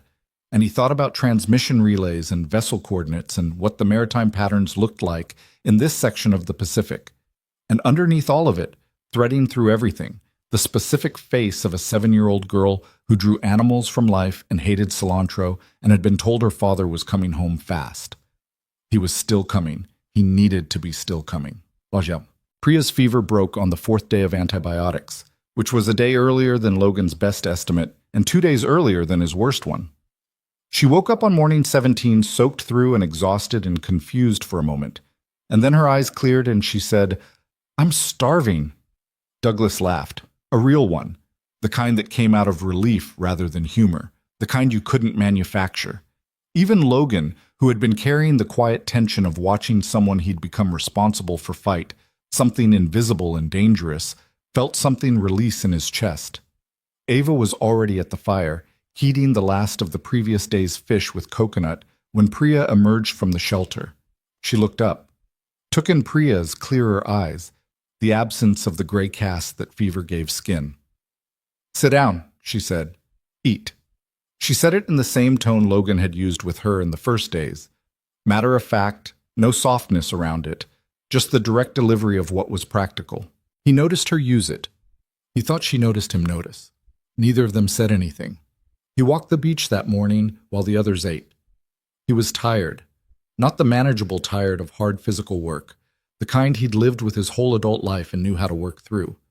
The accumulated tired of 17 days of constant assessment, constant decision-making, constant low-grade vigilance that never fully turned off.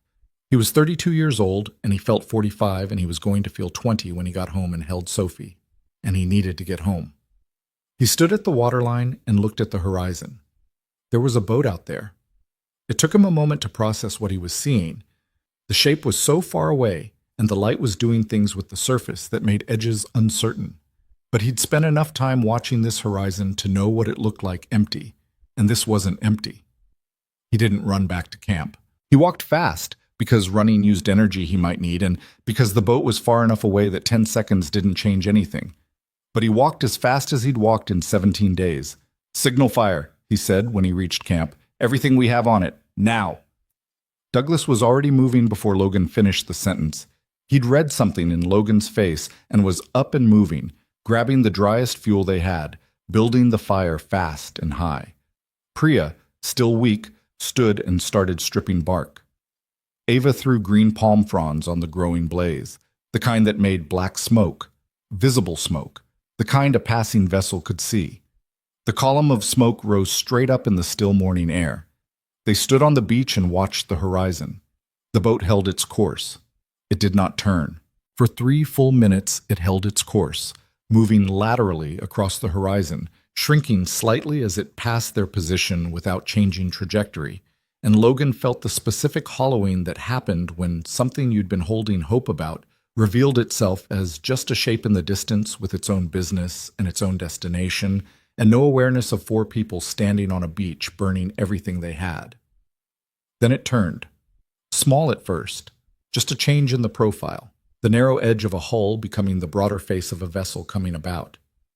But it turned, definitely turned, heading toward them.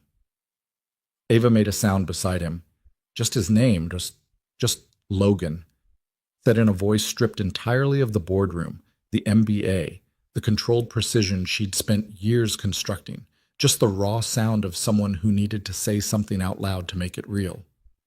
"I see it," he said. He reached for her hand. She took it. Neither of them let go. The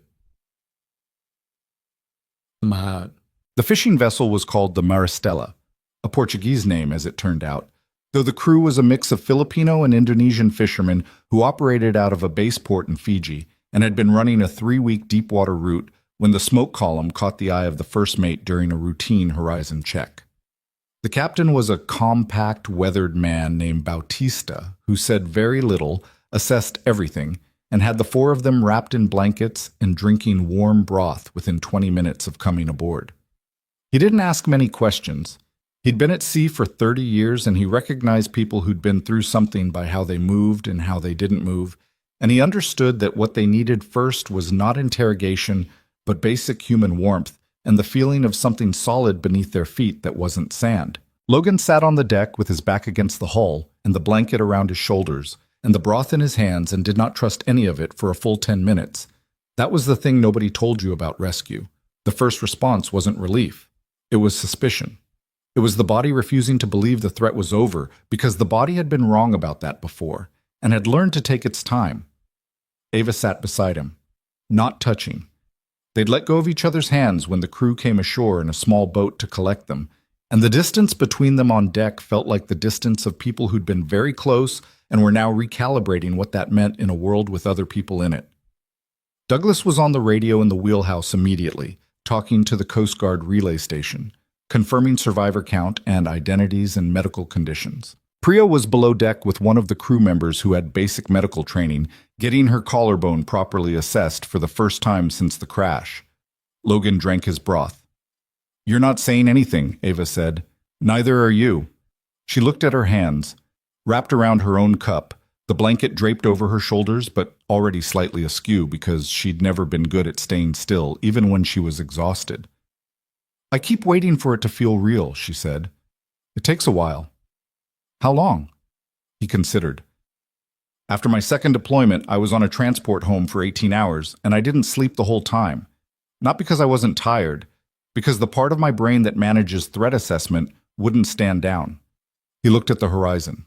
The horizon that had been the edge of their world for 17 days, now just a horizon. It takes as long as it takes. She was quiet for a moment. Sophie, she said. I know. Will they contact her, your family? Douglas is doing notifications. They'll reach my sister. He paused. She'll tell Sophie carefully. She's good at carefully. Ava nodded. She looked at the ocean. Their ocean. The one that had swallowed a plane and a version of both of them and given back something different. Do you think she knew? Some part of her? Kids know things, he said. They just don't have the language for the shape of what they know. He turned his cup in his hands. She's going to be angry with me for a while, after the relief. That's how she handles fear. She gets mad about it after. Sounds like someone I know, Ava said. He looked at her. She was already looking at him. There were things in her face that the island had put there, a quality of directness that had always been present but was now stripped of its defensive architecture, raw in a way that felt both fragile and entirely itself. Her hair was salt damaged, and she had a healing cut above her eyebrow, and she'd lost weight they couldn't afford, and she was wrapped in a borrowed blanket on the deck of a fishing vessel, and she was, without question, the most genuinely present person he'd encountered in years. He looked away first. You should sleep, he said. Stop telling me to sleep. You need it. So do you, and you're not sleeping. I will. When? He didn't answer. She made a sound that was almost exasperated and shifted the blanket back around her shoulders and looked at the water, and neither of them moved for a long time. They reached Fiji 31 hours later. Those 31 hours were their own particular strange country, too long to be a transition, too short to be an adjustment, filled with the competing urgencies of medical assessment and communication and the gradual disorienting process of remembering what the world contained. Hot food, a working shower below deck that Logan stood in for 20 minutes and felt nothing about except the water temperature. Cell service, intermittent, enough for messages to go out and come back. His sister's message came in 14 words. Logan. Oh, thank God. She's here with me. She's okay. Come home. He read it 3 times. Then he sat down on the edge of the narrow bunk in the small cabin they'd given him and breathed until the thing in his chest stopped being an emergency. He didn't see Ava until they were on deck again, approaching the harbor. She was at the rail, her phone in her hand, looking at it with an expression he hadn't seen from her before. Not overwhelmed exactly, more like someone reading a document in a language they thought they knew that turned out to have changed while they were away. How bad? He said. She looked up. The merger closed, she said. Without me. My COO executed the final authorization. She paused. Correctly, apparently. The terms are good. Is that a problem? It shouldn't be. She looked back at the phone. My board chair sent 17 messages. My assistant sent 42. There are 68 emails I'm apparently needed on immediately, and a press release that was issued about my survival that I had no input on, and a financial journalist who has been calling my publicist every 4 hours since news broke. That's a lot. That's Tuesday, she said. Not bitterly, just factually. That's what Tuesday usually looks like. He looked at the harbor ahead, the architecture of civilization materializing out of the sea, docks and buildings and people going about ordinary business, indifferent to the fact that 4 people on this boat were arriving from somewhere else entirely. Is it what you want it to look like? He asked. She didn't answer. Not because she didn't have an answer. He could see her working on it, the way she worked on things, with that relentless internal precision. She just didn't have one yet that she trusted. I don't know, she finally said. It was, he'd learned, how she said the truest things, simply without dressing. Okay, he said. Is that all you're going to say? You didn't ask me for more than that. She looked at him. The harbor was close now, the sounds of it reaching them, engines and gulls and the ordinary percussion of a working port. Behind them, somewhere below deck, Douglas was laughing at something one of the crew had said, and Priya's voice carried up the stairs stronger than it had been in days. Logan, Ava said. Yeah. She opened her mouth, closed it, looked at the water, and then back at him. "I don't want this to be the part where we get off the boat and it stops," she said. The words came out slightly too fast, like she'd decided to say them before she finished deciding. He held her gaze. "It doesn't have to be. We live in different cities. Boston and New York are 215 miles apart. I know exactly how far they are. Then you know it's manageable." Something in her face, relief, or maybe the recognition of relief, which was its own distinct emotion. "I have a board meeting in 4 days. I have a daughter who thinks I'm dead." "Right," she exhaled. "Right, your priorities are correct." "Ava?" "Yes." "Come to Boston when you can." He said it plainly, without construction. "That's all. Come when you can." She looked at him for a long moment. "Okay," she said. It was the simplest conversation they'd had about it. It was also the most honest. The media was waiting in Fiji. Not many. A local news crew, a stringer for an international wire service, a photographer who'd been tipped by someone at the Coast Guard relay. Enough. Bautista navigated them past with the authority of a man who had no patience for anything that slowed his return to port, and a Coast Guard liaison met them at the dock and ran interference while they were loaded into vehicles and taken to a hospital for proper medical evaluation. Logan's shoulder was confirmed as a partial rotator cuff tear. Manageable, would need surgery at some point, not immediately. He had a healing rib fracture he hadn't known about. The body had just cataloged it and kept going, which was what bodies did when they were busy surviving. The concussion from the crash had resolved on its own. He was dehydrated, underweight, and the doctor who examined him said, "You should feel a lot worse than you look," in a tone that suggested this was both a compliment and a mild accusation. Priya's collarbone needed surgery. She was taken to a larger facility with an orthopedic specialist. Douglas, constitutionally indestructible, was cleared with a prescription for his wrist and a recommendation to rest that he received with the polite acknowledgement of a man who had no intention of following it. Ava's ribs, too cracked, not broken.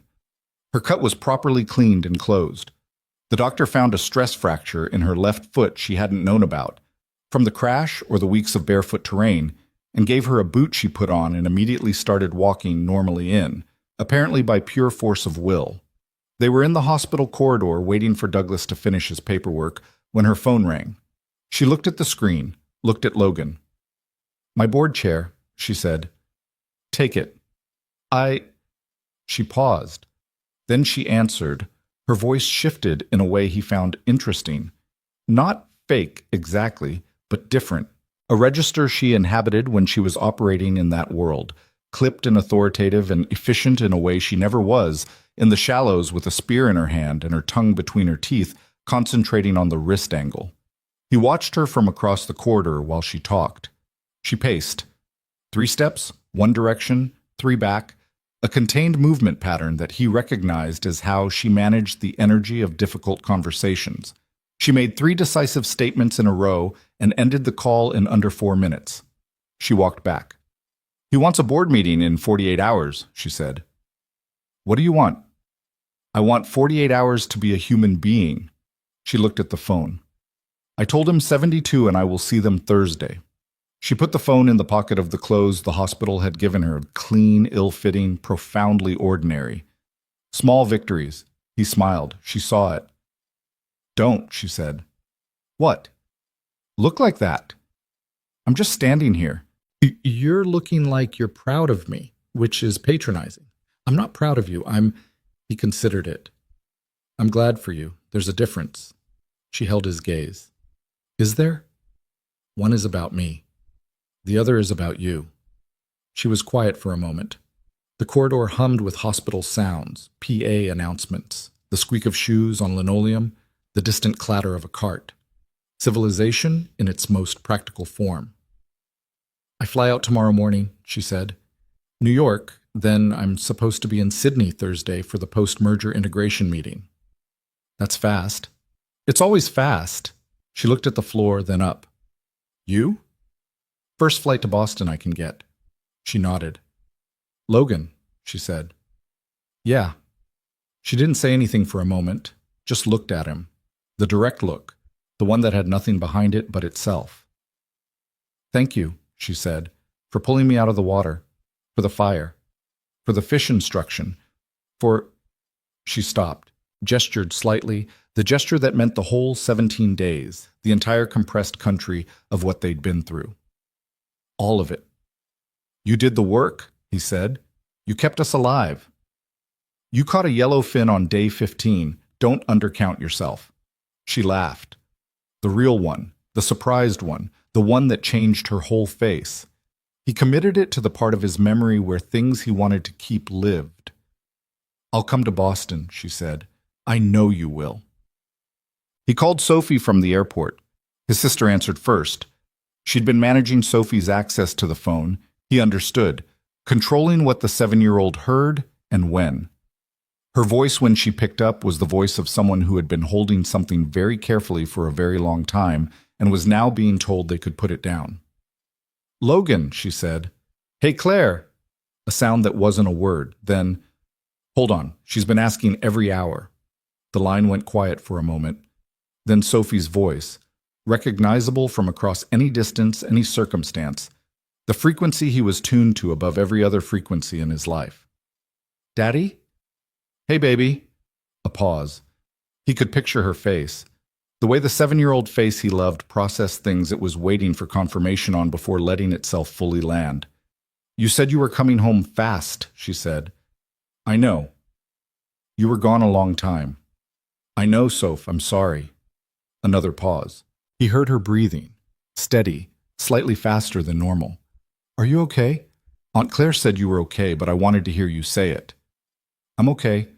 Shoulder hurts a little. Everything else is fine." "Your shoulder?" She sounded immediately different, sharper, more alert, more Sophie. "Which shoulder?" "The left one, nothing bad." "Going to be fine." "That's the one you heard in—" She stopped. He knew she was thinking of his deployment, of the things she'd overheard Claire talking about once that she wasn't supposed to know. "You always hurt that shoulder." "I know. It's a design flaw." A sound that might have been almost a laugh, then quieter. "I was scared."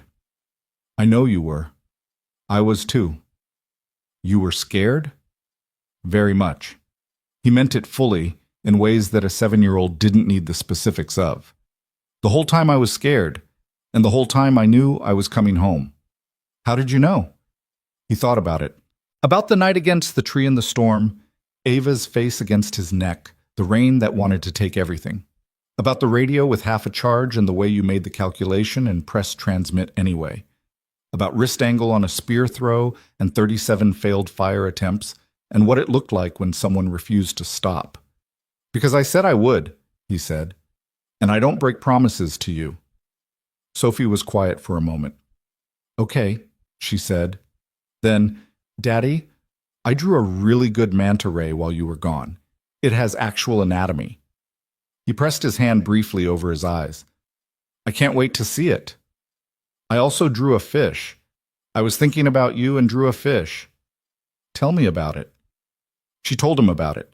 The species, which she'd looked up, the shading technique she'd been working on, the problem she'd had with the tail fin that she'd eventually solved by looking at 3 different reference photos. He sat in the Fiji airport and listened to his daughter explain the anatomy of a fish she'd drawn thinking about him, and the thing in his chest that had been a compressed emergency for 17 days, finally, slowly, started to decompress. He was in Boston in 40 hours. Sophie ran at him in his sister's hallway before he'd fully cleared the door, and the impact of a 7-year-old moving at full speed was, as always, exactly what it felt like. All of her, completely given, nothing held back in the economy of it. He caught her with his good arm, and the bad shoulder screamed, and he didn't care at all. She smelled like the shampoo Claire bought her. Strawberry, too sweet, completely perfect. She didn't cry. That was the Sophie thing. She saved the fear and the relief and packed them both into physical action instead, her arms around his neck, her face pushed into his shoulder, the specific grip that children had that adults forgot how to use. "You're thinner," she said into his shoulder. "A little." "Did you eat enough?" "I did okay." She pulled back to look at him. A full inspection, her dark eyes moving over his face with the systematic attention she gave to everything she studied. The cut on his hairline from the crash healed now, the new sharpness of his cheekbones, the healing scar on his forearm from a section of fuselage he'd worked on. She cataloged it. "You look different," she said. "I feel different." "Different how?" He looked at her. 7 years old, the clearest eyes he knew, more real than most of the world's adults. "I'll explain it to you when I understand it better myself," he said. "Is that okay?" She considered this with the seriousness she gave to genuine questions. "Okay," she said, "but you have to explain it eventually." "Deal." Claire fed them dinner. Sophie talked without stopping for an hour and a half. The manta ray, school, a friend situation he needed to be briefed on, the book she was reading, the fact that Aunt Claire's neighbor had a new dog that Sophie had named unofficially. He ate everything on his plate, and half of what Claire tried to take away and listened to all of it, with the specific quality of attention that people had when they'd recently been reminded what it meant to lose something. After Sophie went to bed, Claire poured 2 glasses of whiskey and set one in front of him and didn't ask any questions for a full 5 minutes. That was one of the things he loved most about his sister. She understood that some things needed silence before they could be talked about. "The woman," she finally said. "Ava Whitmore. She's in the news." "I know." "Are you—" "It's complicated." "Is it actually complicated, or is it that thing you do where you call something complicated because calling it simple feels scary?" He looked at his glass. "Both, probably." Claire nodded. "She saved your life. That's what the Coast Guard report said. When you fell." "Yeah." "You saved hers first." "That's what happened." Claire turned her glass slowly. "Logan, I'm not asking you to explain it. I'm just—" She looked at him. "You've been alone for 4 years. You're allowed to not be." He didn't respond. "Sophie would be fine," Claire said. "In case that's part of the calculation." "It's always part of the calculation." "I know. I'm just saying that it doesn't have to count against it." He looked at her. She looked back with the uncomplicated directness of someone who had known him his whole life and had run out of patience with watching him use his daughter as an excuse to avoid his own heart. He didn't say anything, but he heard it. 2 weeks after returning to Boston, he got a call from his construction foreman, a job he'd had pending before the flight, a renovation contract on a 1920s brownstone in the South End that the owners wanted gutted and reframed but preserved. The kind of job he was best at, the kind where you opened walls and found the original structure still good underneath. He went back to work. The shoulder slowed him down, and the surgeon he'd seen had given him a strongly worded recommendation about the surgery timeline and a list of things he should not be doing on a construction site, most of which he did anyway with modifications. His crew gave him a range of responses. 2 of them looked at him like he'd come back from the dead, which he had technically. One of them gave him a firm handshake and said, "Good to have you back, boss," and went directly back to work, which he appreciated most. He called Ava the 3rd evening after going back to work, not because he had not been counting, but because it was the first evening he'd been alone with enough stillness to call rather than text. She answered on the 2nd ring. "How's the shoulder?" she said, instead of hello. "Manageable. How's the foot?" "I took the boot off after 3 days." The doctor said 6 weeks. I said thank you and made my own assessment." He laughed. He heard her register the laugh. "Board meeting?" he asked. "Done. Went fine or fine enough. They were mostly performing concern about the liability optics of the crash, which I found clarifying." "Clarifying how?" 3 of them sat there for 2 hours worrying about what my survival meant for the company's insurance position. A pause.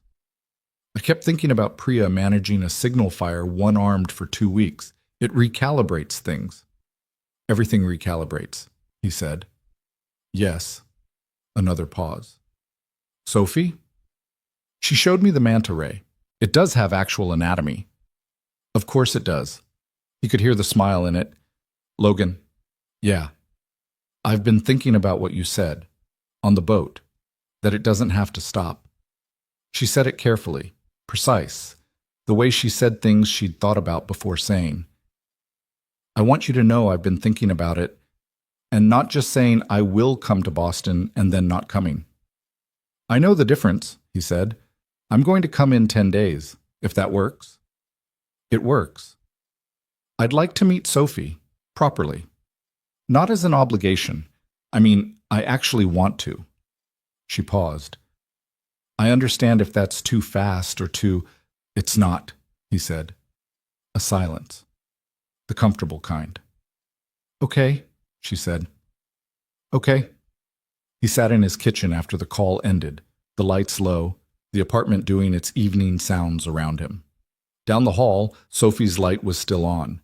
She read late, a habit he'd stopped fighting about a year ago. The scratch of her pencil was faintly audible through the door. Drawing, probably.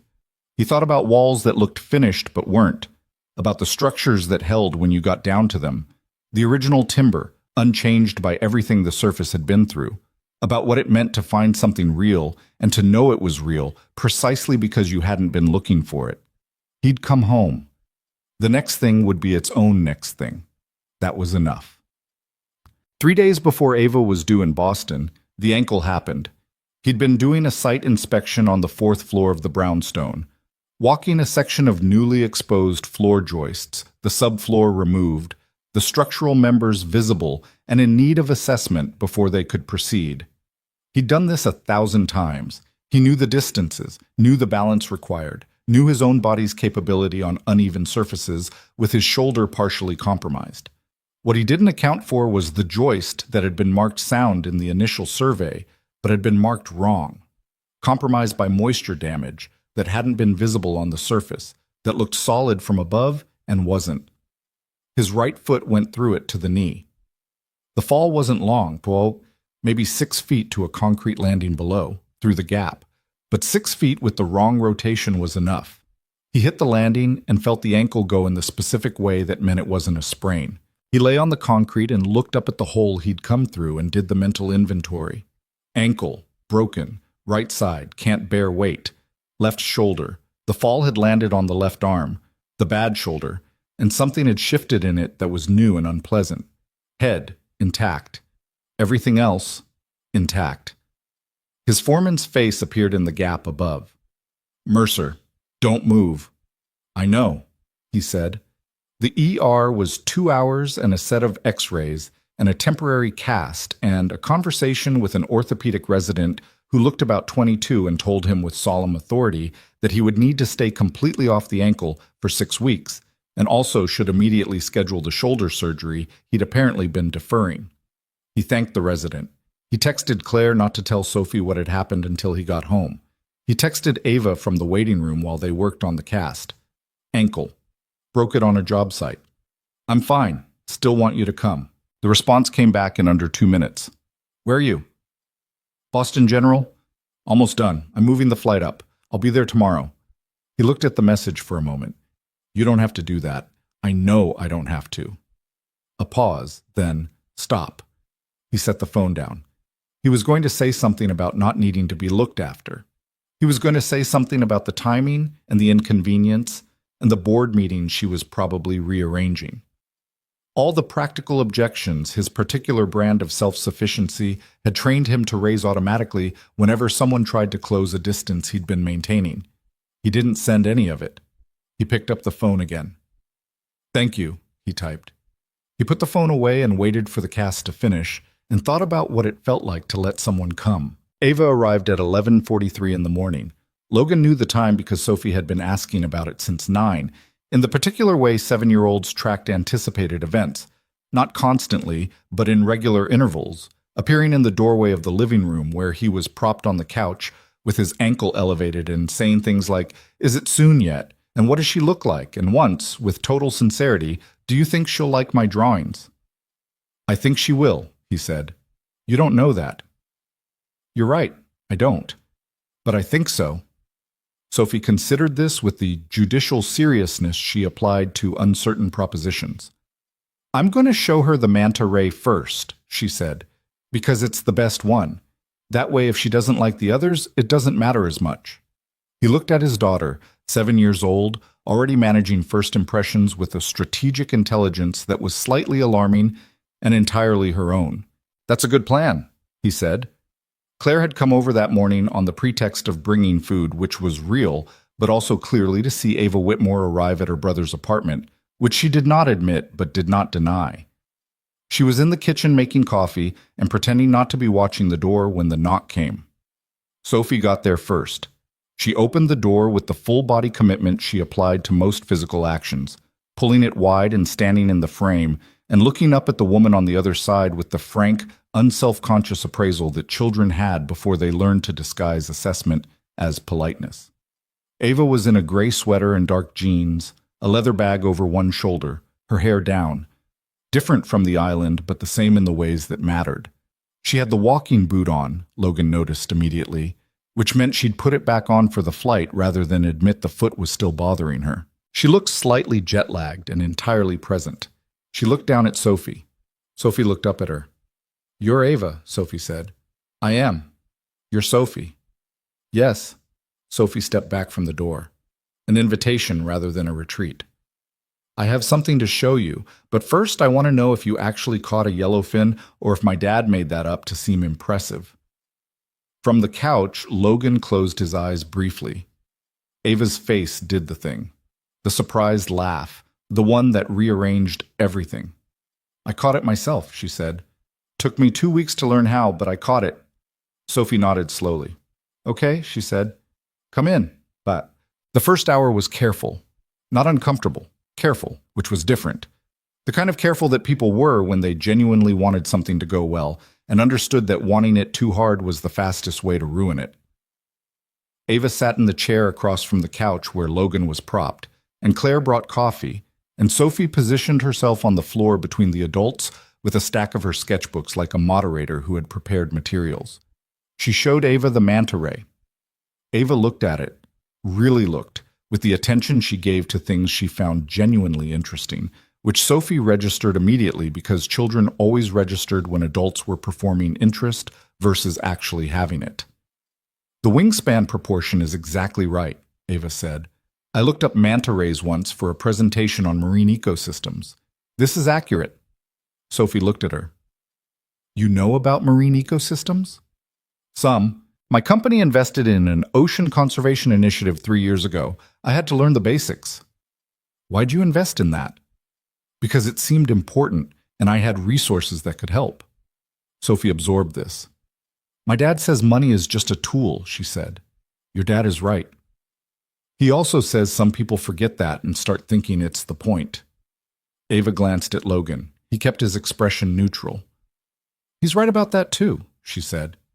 Sophie looked between them, back and forth, quick and assessing, and then returned to her sketchbooks with the satisfaction of someone whose preliminary evaluation had reached a provisional conclusion. She showed Ava the fish, then the blue heron she'd done at the park, then a half-finished orca that she explained was giving her trouble because the black and white contrast was harder than it looked. "The problem is I keep trying to make the white look white," Sophie said, "but in real life the white parts are never actually white. They pick up the color around them." "Like people," Ava said. Sophie looked up. "What?" "Nothing's entirely one thing in context. Everything picks up the color around it." She paused. "It's true in business too, actually. Companies reflect the environments they're in." Sophie stared at her for a moment with an expression that was hard to read. Then, "That's interesting," she said, the same tone she used when Logan said something she hadn't thought of before and needed to process. From the kitchen doorway, Claire caught Logan's eye and raised her coffee cup in a gesture that communicated a full sentence without words. He looked away before he smiled about it. Claire left it too. Sophie, operating on some child logic about when to make herself scarce, announced she was going to her room to work on the orca and disappeared with her sketchbooks, leaving behind the specific quiet of an apartment where 2 adults were suddenly alone. Ava moved to the couch. Not the far end. She sat where she could see his face without turning, close enough that the distance between them was no longer the careful distance of the first hour. "How bad is it actually?" she said, looking at the ankle. 6 weeks non-weight bearing, then rehab. And the shoulder? Surgery in 2 weeks. The fall aggravated it past the point of waiting. He shifted against the cushions. I'm fine. I know you're fine. I'm asking how bad it is. The distinction between fine and the honest accounting of how bad was one she'd learned from him, actually. On the island, when he'd asked her the same question and she'd tried to answer fine and he'd waited for the real answer, he recognized it coming back to him now. It's frustrating, he said. I went back to work too fast and now I'm looking at months of recovery instead of weeks. The shoulder surgery is straightforward, but the recovery is 6 months before I'm back to full capacity. He looked at the ceiling. I had 3 contracts lined up. I'm going to have to sub them out. Can you afford that? For a while. It's tight but manageable. He paused. I've been thinking about restructuring anyway. The independent contractor model has limits. If I were running a proper company with a real crew... He stopped. Say the rest of it. I've been sketching out what that would look like. An actual construction company, not just me taking contracts solo.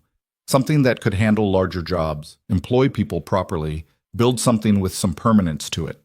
He glanced at her. Claire thinks I've been planning it for years and using the single father logistics as a reason not to move on it. Is she right? Probably. Ava looked at him. What would it take to start it? Capital. A proper business plan. Better equipment than I own. 3 or 4 guys I trust enough to anchor the crew with. He turned his cup in his hands.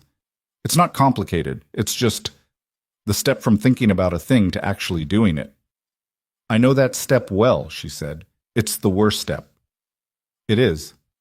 For what it's worth, she said carefully, not making it an offer so much as an observation. I've reviewed a lot of business plans. If you ever got to the point where you had one to look at, I'm a decent reader. He looked at her. Not an offer to fund it, she said quickly. I want to be clear about that. That's not, I know what you mean. I just meant I know how to look at the structure of a plan and tell you if the bones are sound. That's all. He nodded. I take that. She relaxed slightly. The small release of tension that happened when she'd said something she'd been uncertain about and it had landed without detonating anything. He'd noticed that pattern in her. The way she hedged the things she most wanted to offer, building in the preemptive retreat before she'd even made the advance. Because somewhere in the history of Ava Whitmore, someone had made her believe that wanting things openly was a liability. Sophie is extraordinary, she said, shifting. I know. Not as a compliment. As a genuine, she's a real person, a complete one. At 7. She shook her head slightly. That's you. That's what you built there. She built herself, he said. I just tried not to get in the way. That's the whole job, isn't it? For parents. She said it with something wistful in it, so slight he almost missed it. Not adding yourself where you shouldn't be, just making space. Were you not given that? She thought about it honestly, the way she thought about things that deserved honesty. My mother gave me that. My father gave me expectations instead of space, and I spent 20 years thinking that was the same thing. She looked at the window. It's not. No. I became very good at meeting expectations, she said, and then I crashed into the Pacific and spent 17 days learning that expectations are the least important thing in a survival situation. What's the most important thing? She looked at him. Paying attention to what's actually in front of you, she said, not what you planned for. What's there? He held her gaze. Yeah, he said. What? She stayed 4 days. Not in his apartment. She was at a hotel in the Back Bay, which was the right call, and they both knew it without discussing it, the kind of thing that didn't need to be said because the unsaid version of it was understood. But she was in his apartment most of each day, and the rhythm of it settled into something that felt both entirely new and strangely familiar, like a building whose floor plan you'd never seen before but which somehow made immediate sense. She worked from the kitchen table in the mornings, laptop open, calls taken in the low voice she used when she was being professional in a domestic setting, which was a version of Ava he found interesting to observe. The board chair called twice. She handled both calls in under 10 minutes each and returned to whatever she'd been doing before with the focused re-entry of someone who had learned to compartmentalize without losing the thread. Sophie came home from school each afternoon and engaged Ava with the systematic curiosity she applied to everything she found worth studying. The questions evolved over the 4 days. First day was basic orientation. Second day was deeper. Third day was the kind of questions that required actual thought. If you run a company, Sophie said on day 3, sitting at the kitchen table across from Ava while Logan was in the other room on a call with his surgeon, and you make a decision that turns out to be wrong, what do you do? Ava looked up from her laptop. What kind of wrong? Wrong for the company or wrong for the people in it? Sophie considered the distinction. Both, either. If it's wrong for the company, you analyze why, correct course, and move forward. Sitting in the wrongness doesn't fix anything. She closed the laptop halfway. If it's wrong for the people, that's more complicated. Those ones stay with you longer. Do you have ones that stay with you? Yes. What do you do with them? Ava was quiet for a moment. In the other room, Logan's voice was audible, low and calm, the surgeon's office voice. I used to try to outwork them, she said. Make enough right decisions to balance the wrong ones. She paused. That doesn't actually work. The math doesn't add up that way. So what does work? Acknowledging them. Not to everyone, just to yourself. Saying, that was wrong and I did it and I'll do it differently next time. She looked at Sophie. Why do you ask? Sophie shrugged with the precision of a person who had a reason but was deciding how much to share. I made my friend Maya feel bad about her drawing, she said. I told her the proportions were off. They were, but she was sad about it, and I don't know if I should have said it. Did you say it to be helpful or to be right? Sophie was very still for a moment. To be right, she said slowly. I wanted to be right. Then that's the honest thing you know about it. What comes after that is simpler. Apologize, Sophie said. Apologize and mean it, and don't explain the apology with reasons. Just apologize. Sophie looked at her with an expression that was complex and a little startled. My dad says that too, about apologies, that explaining them ruins them. Your dad is right about a lot of things, Ava said. It's mildly annoying. Sophie almost smiled. The corner of her mouth moved and then she reined it back in, which was a thing she did when she was warming to someone and wasn't fully ready to show it. He'd watched her do it her whole life. Logan appeared in the doorway. He looked at the two of them across the kitchen table, his daughter and this woman, and felt something that he didn't try to name because naming it felt like touching something still fragile that needed more time to set. Surgery's confirmed, he said. 2 weeks. Do you need someone here for it? Ava asked. Claire will be here.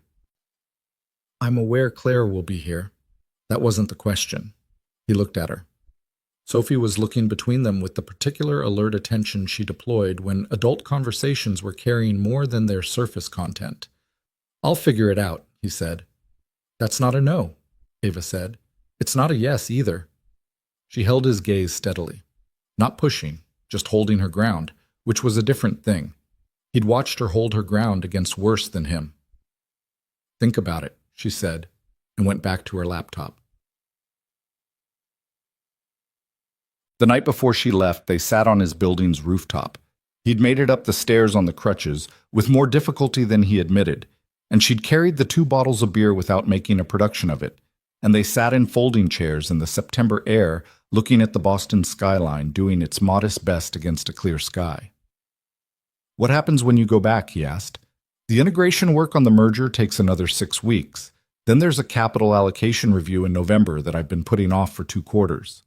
She turned the bottle in her hands. December is always acquisition season.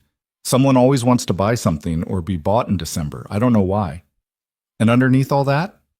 She looked at him sideways. You've been thinking about something since you got here, he said. Not the board meetings? Something else. She was quiet for a moment. The city hummed below them. I've been thinking about what I said on the boat, she said. About not knowing why I build things. Whether it's because I want to or because I don't know how to stop. She turned her bottle slowly. I've been thinking about that a lot. And I think it was both for a long time, and they felt the same. So I never looked at the scene between them. She exhaled. The island. You can't not look at things there. There's nothing to look at instead, and I kept asking myself what I actually wanted, and the answer kept coming back to things I didn't have a budget line for. Like what? She looked at him, direct, the way she was always direct when she'd decided to be. This, she said. Dinners that go long because the conversation won't stop. A kitchen that smells like something. A kid who asks questions that make me think. She paused. Someone who asks what I actually like instead of what I'm planning. He held her gaze. I'm not good at this, she said. I want to be clear about that. I've had relationships that lasted exactly as long as the other person was willing to work around my schedule and my instincts and my inability to stop managing everything. They all ended the same way. She looked at the skyline. I'm not telling you that as a warning exactly. I'm telling you because you should know what you're... Ava. What? I spent 4 years telling myself I was waiting for Sophie to be old enough. That's not patience. That's the thing you do when the actual thing feels too big. He looked at his bottle. I know what it looks like to use a good reason to avoid a scary one. She was quiet. I'm not asking you to be someone you're not, he said. I'm not asking you to be available in ways you're not. I'm asking... He stopped, thought about the wrist angle on the spear throw, the 37 fire attempts, the moment she'd let go of the laptop bag in the ocean before she'd decided to trust him. The difference between the thing you did perfectly and the thing you did honestly. I'm asking you to try. That's it. Just try and tell me when it's hard, and I'll do the same. She looked at him for a long moment. The Boston skyline did its quiet glittering. Somewhere below, a cab horn, someone's music, the city being entirely indifferent to the two of them and their particular accounting. That I can do, she said. He reached over and took her hand. She turned her palm up and held on. They sat there for a while, not filling it with anything, letting it be what it was. The shoulder surgery went without complication, 2 weeks after Ava flew back to New York. Claire was there, as promised, managing the logistics of recovery with the competent efficiency she brought to everything she did. And Sophie was a visiting presence of pure practical concern, bringing him water without being asked, monitoring his temperature with the small thermometer she designated as the official recovery thermometer, drawing at the foot of his bed while he slept so she'd be there when he woke up. Ava called every evening, not long calls. They were both practical people, and long calls for the sake of length were a kind of performance neither of them had patience for. But consistent, which mattered more than length. She called while he was in bed with his arm in a sling running through the physical therapy exercises the surgeon had sent home with him, or while she was in the back of a car between meetings, and they talked the way people talked when they'd earned a certain directness with each other. Not always about important things, not always about the island or what came next, sometimes about entirely ordinary things that turned out to feel important because of who was saying them.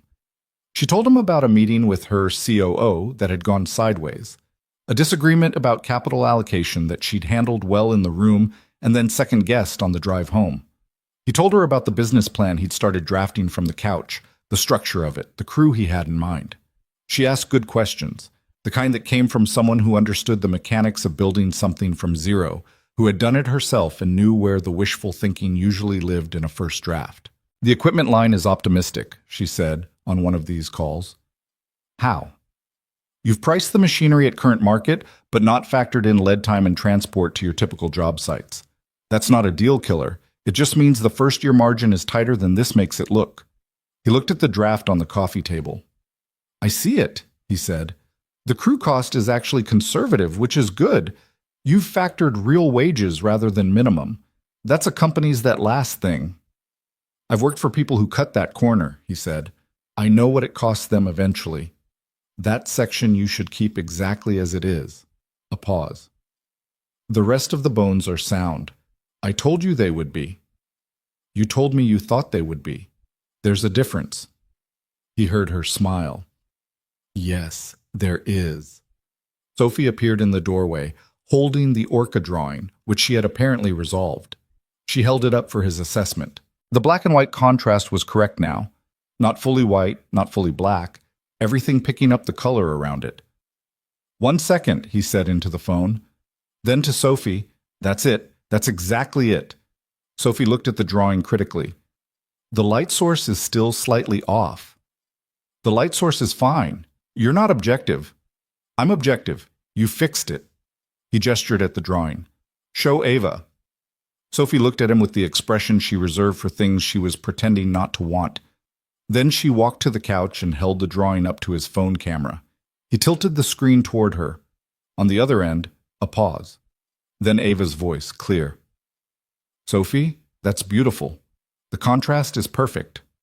Sophie looked at the drawing, then at the phone, then, very briefly, at Logan, with an expression he would think about for years. Thank you, she said carefully. She took the drawing back to her room. Logan watched her go. She's going to be fine with this, Claire had said, 3 days ago, unprompted, while they were doing dishes. I know, he'd said. I mean, really fine, not managing it fine. Actually fine. He hadn't responded to that because his sister occasionally made observations that didn't need responses, only acknowledgement that you'd heard them. Todd. Ava came back to Boston 6 weeks after the surgery. Not for the surgery. She'd offered again, and he'd let it go gracefully, both of them understanding that the surgery was a Claire and Sophie thing, and that the invitation, when it came, would be for something different. When it came, it was on a Saturday morning, no business context, just Logan calling and saying Sophie has a drawing show at her school next Friday, and she asked if you were going to be around, and Ava saying I'll be there before he'd finished the sentence. She rearranged 2 meetings to do it. She didn't tell him she'd rearranged them. He found out 3 weeks later from something she said offhandedly, and when he looked at her, she shrugged in the way she shrugged when she'd done something she considered too small to mention. It was 2 meetings, she said. Ava. Don't. I'm just saying. I know what you're saying. I was there. The meetings were movable. Sophie's show was not. That's a straightforward calculation. She looked at him with the direct look.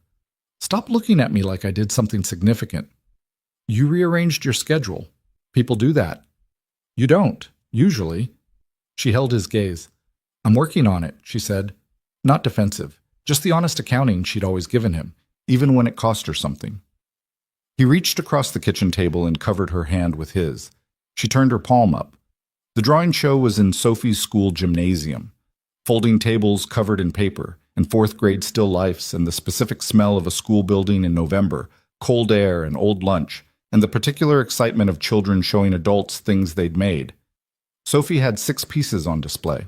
She stood beside them with her arms folded and her chin slightly elevated in the posture that meant she was nervous and expressing it as confidence, which was recognizably her father's trait. Ava walked the table slowly, looking at each piece the way she'd looked at the manta ray on day 1, with genuine attention, not performance. She stopped at the orca, stayed there. The light source, Sophie said. I fixed it. I can see that. How did you figure it out? I stopped trying to solve it from inside the drawing, Sophie said. I went back to the reference photos and started over from what I was actually seeing instead of what I'd already decided I was seeing. Ava looked at the drawing, then at Sophie, then briefly at Logan with an expression that was complicated and very quiet and that he understood the shape of exactly. That's a lesson that takes most people 20 years to learn, she said. My dad says the same thing about construction, Sophie said. He says the worst mistakes happen when you've already decided what you'll find when you open the wall. Ava looked at Logan. He looked back at her. He says a lot of useful things, Ava said. Sophie made the corner of the mouth movement, the warming one, the not quite yet smile. Then she picked up the orca and held it out to Ava. You can have it, she said. If you want. Ava went still. Sophie, you don't have to, Logan started. I know I don't have to. Sophie's voice was patient in the way it got when adults underestimated her. I want to. I made the orca thinking about her anyway. She looked at Ava. Because of what you said. About things picking up the color around them. She extended the drawing slightly. So it's already partly yours. Ava took it. She held it carefully, the way you held something you understood the value of. She looked at Sophie for a moment with an expression that had nothing guarded in it. No architecture, no management, nothing between the feeling and the face. Thank you, she said. Sophie nodded, satisfied, and went back to standing guard over her remaining pieces. Logan stood beside Ava. Their shoulders touched. She didn't move away from it. Outside the gymnasium windows, Boston was doing its November thing. Gray sky, bare trees, the hard, beautiful light of a city getting ready for winter. Inside, folding tables and children's drawings and the specific ordinary noise of a life that had not been planned, that had arrived the way the important things arrived, sideways, from directions you weren't watching, at costs you hadn't budgeted for. He looked at her. She was still looking at the orca. "Hey," he said. She looked up. There were things he could have said about the island and what it had taken from them and what it had given back, about the 17 days and the radio and the storm and the hand she'd taken in the shallows when the boat turned, about what it meant to go looking for solid structure in a wall you'd been afraid to open and find the timber still good, the bones sound, everything underneath still worth building on. He didn't say any of it. "You okay?" he said instead. She looked at him for a moment. Clear eyes, the ones he knew, the ones that didn't manage from behind. "Yeah," she said. She meant it. The company launched in March, not with a ceremony. Logan wasn't a ceremony person, and his crew would have found it embarrassing. And besides, the first job started before the paperwork was fully dry, which was probably the right way to begin a thing anyway. Mercer Construction, LLC. 4 employees to start. His foreman, Danny, who'd been with him on contracts for 2 years, and was the kind of worker who showed up 15 minutes early every day without being asked. 2 young guys Logan had hired out of a vocational program he'd known about since his own first year in the trades, and a project manager named Rosa who had 15 years of Boston construction experience and a reputation for making difficult clients behave, which Logan considered essential. The first job was a full restoration on a 1910 row house in Charlestown. Gut renovation, all original character preserved, the kind of project that would take 6 months and test every system he'd built. He walked the site on the first morning with Danny, going room by room the way he always did, opening walls, reading the structure, finding out what was actually there versus what the plan said was there. The bones were good. "Original timber," Danny said, running a hand along an exposed joist. "Oak. You don't see this anymore." "No," Logan said. "You don't." He stood in the gutted interior of that first room and looked at a 100-year-old structure that had survived everything the century had put it through. 2 wars, a depression, decades of bad renovation decisions layered one on top of another, each owner covering the previous one's mistakes with their own.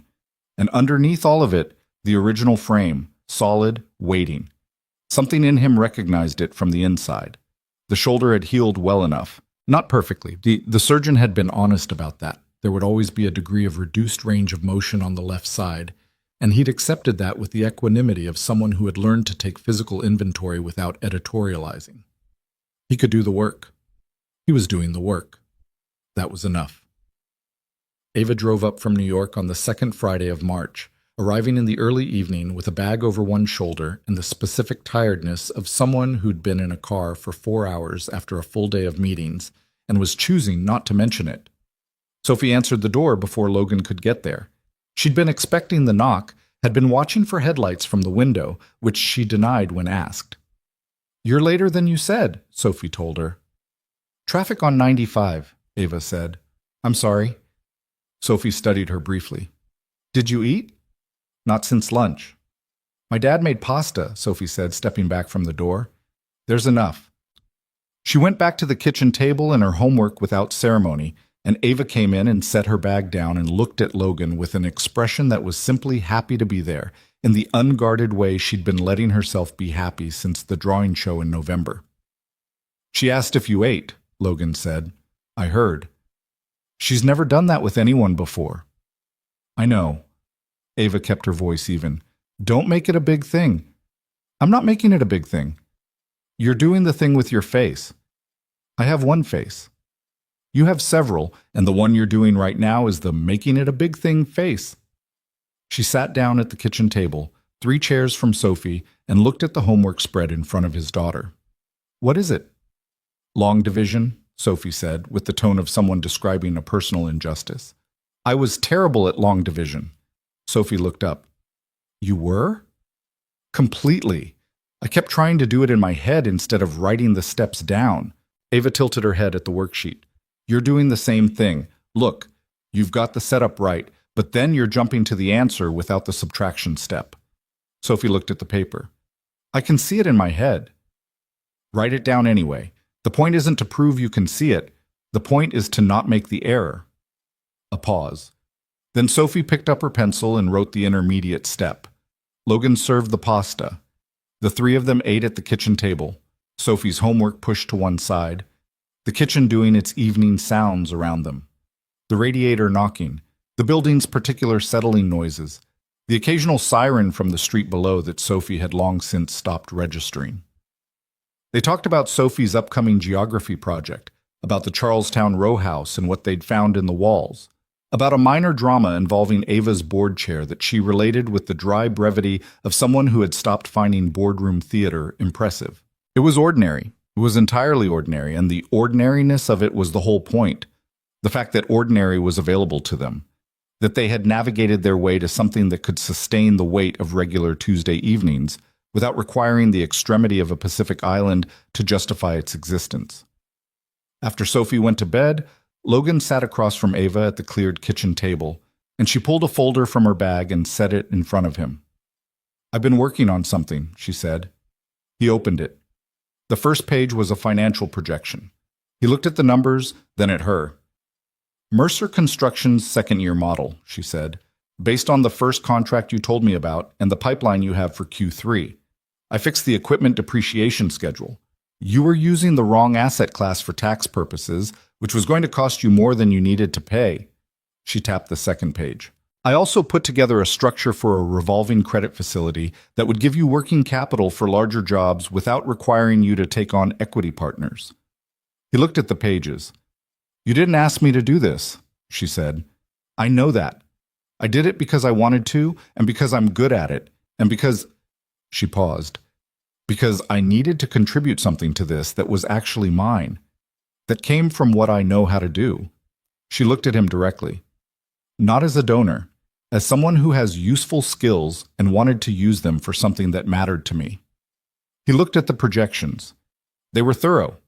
More than thorough. They were precise in the way that came from someone who had spent years reading financial structures the way he read building structures, who knew where the failure points lived and had accounted for them. "The depreciation schedule," he said. "You're right. I knew it was off. Your accountant should have caught it."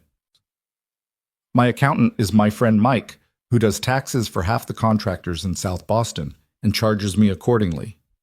You should get a better accountant." "I'm aware." He looked at the credit facility structure. "This is good." "I know it is." He looked up. She was watching him with the measured attention she gave to things she'd invested in, waiting for the actual assessment, not the courtesy response. "Thank you," he said. "You're welcome." "I mean it." "I know you do. That's why I did it." She closed the folder slightly. "The company is going to work, Logan. The bones are sound. You just need to stop being so careful with the pace of it. Careful is how I operate. Careful is how you stay alive on an island. This is different. This is something you build by moving into it, not by rationing your commitment to it." She said it without edge, just the direct delivery of what she actually believed. "You know how to build things. Stop acting like you don't know how to build this." He looked at her across the kitchen table in the apartment where he'd been careful for 4 years, where Sophie's drawings covered the refrigerator and the radiator knocked in its reliable way, and the ordinary life he'd maintained by himself had recently started expanding at the edges to include someone who brought folders of financial projections to Friday evening pasta dinners. "You're different," he said. She raised an eyebrow. "From what?" "From who you were on the plane. Whoever you were on the plane." She considered that. "The plane was—" She stopped. "I was competent on the plane. I was very competent and very alone with it." She looked at the folder on the table. "I thought those were the same thing for a long time. Being competent and being complete. They're not." "No." She looked at him. "They're really not." June arrived the way Boston Junes arrived. Tentatively at first, the city testing the warmth before committing to it, and then all at once, the trees along the streets going fully green overnight in the way that always surprised Logan regardless of how many years he'd watched it happen. The Charlestown row house was ahead of schedule, the bones proving as sound as the first inspection had suggested. Rosa had the client managed with her characteristic firm grace. Danny ran the crew with the reliability that made Logan trust him with sites he wasn't physically present on, which was necessary given the ankle's continuing insistence on making certain positions uncomfortable. The company's second contract had been signed in April, a larger job, a commercial renovation in Cambridge, the kind that required a full permit package and a project plan of the quality that Logan now knew how to write. He'd sent the application to the Business Development Fund in April, the one Ava had identified in February as the right vehicle for a first-year construction company with a strong pipeline and a founder with military background. He'd written the business plan himself, 8 drafts, which Ava had read 4 of, commenting without softening the parts that needed work. He'd presented to the fund committee in May, in a conference room in downtown Boston, in clothes that fit correctly, and with a projector he'd borrowed from Rosa and a presentation he'd built from scratch, because he understood that borrowing someone else's structure for a thing that was fundamentally yours produced an answer that was fundamentally not yours. The fund had approved him in the 3rd week of May. Not the full amount he'd asked for, 80% of it, with a provision for the remaining 20 contingent on the Cambridge job's completion. He'd called Ava from the parking garage after the meeting, before he called Claire, before he called Danny, before he called anyone. They approved it, he said. A silence on her end, then, 80 or full? 80 with a conditional 20. That's standard for a first-year company. That's a yes. I know it's a yes. Then why do you sound like you're still deciding whether to believe it? He was standing in a concrete parking garage in downtown Boston, in clothes that fit correctly, looking at his own reflection in the side window of a car he didn't own. Because things I want don't always... He stopped. Finish it, she said. Because things I want don't always stay, he said. The line was quiet for a moment. I know, she said. Not dismissively, with the weight of someone who understood the specific cost of saying the true thing. I'm working on it, he said. I know that too. He stood in the parking garage a moment longer. Ava. Yeah, I want to show you something, he said. In a few weeks. I want to take you and Sophie somewhere. I've been thinking about it for a while. Where? Back, he said. I want to go back. A pause. The island. The Coast Guard gave me coordinates when they processed our rescue report. The island has a name. It's in the outer Tongan archipelago. Small, technically uninhabited. There are charter boats that run the outer islands. He watched his own reflection.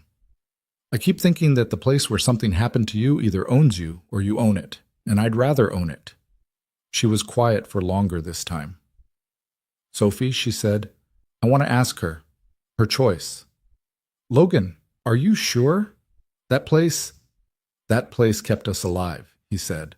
I'd rather it be ours than be something we never look at again. Another silence. He could feel her thinking, not the managed thinking, the real kind, the kind she did when something actually reached her. Okay, she said. Yeah? Yes. A beat. Ask Sophie. Sophie said yes immediately. Not recklessly. She asked 3 specific questions first. How long was the boat ride? Were there sharks in the water near the island, and would she be able to draw there? Logan answered, about 2 hours on a charter from the nearest inhabited island, probably but not aggressively so, and yes. She thought about it for another 30 seconds, and then said yes in the tone she used when she'd completed her assessment and reached a conclusion. They flew to Tonga in the 2nd week of August, a year and 3 weeks after the crash. The charter boat captain was a large Tongan man named Sione, who operated a small ecotourism company out of Vava'u, and who, when Logan had contacted him 3 months earlier and explained what they were doing and why, had said, I take people to that island sometimes, and you're not the first survivor to want to go back, and I'll take you without asking any further questions, which Logan had appreciated. The flight from Boston was long.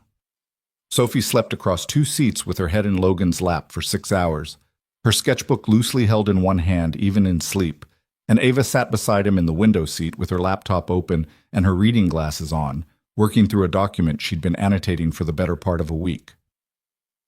At some point over the international dateline, she closed the laptop and looked at the dark outside the window, and then at him. Are you okay? She asked. Yeah. You haven't slept. I'll sleep on the connection. She looked at him in the way she'd developed, the look that didn't accept fine as a complete answer. Tell me the real version. He adjusted the blanket over Sophie's shoulders. I've been thinking about what I said to Sophie on the phone that night, from Fiji, that I knew I was coming home because I said I would. He looked at the window. I believed it when I said it. I just don't know if believing it was what made it true, or if I got lucky. Does that distinction matter to you? It matters to whether the lesson was real. She took her reading glasses off, folded them. I think... She paused, organizing it. I think what made it true wasn't the belief exactly. It was the next thing. Always the next thing. The water source, the signal fire, the radio. She turned the glasses over in her hand. The belief kept you going between next things. But the things were real. He looked at her. You built your way home, she said. That's what you do. That's what you've always done.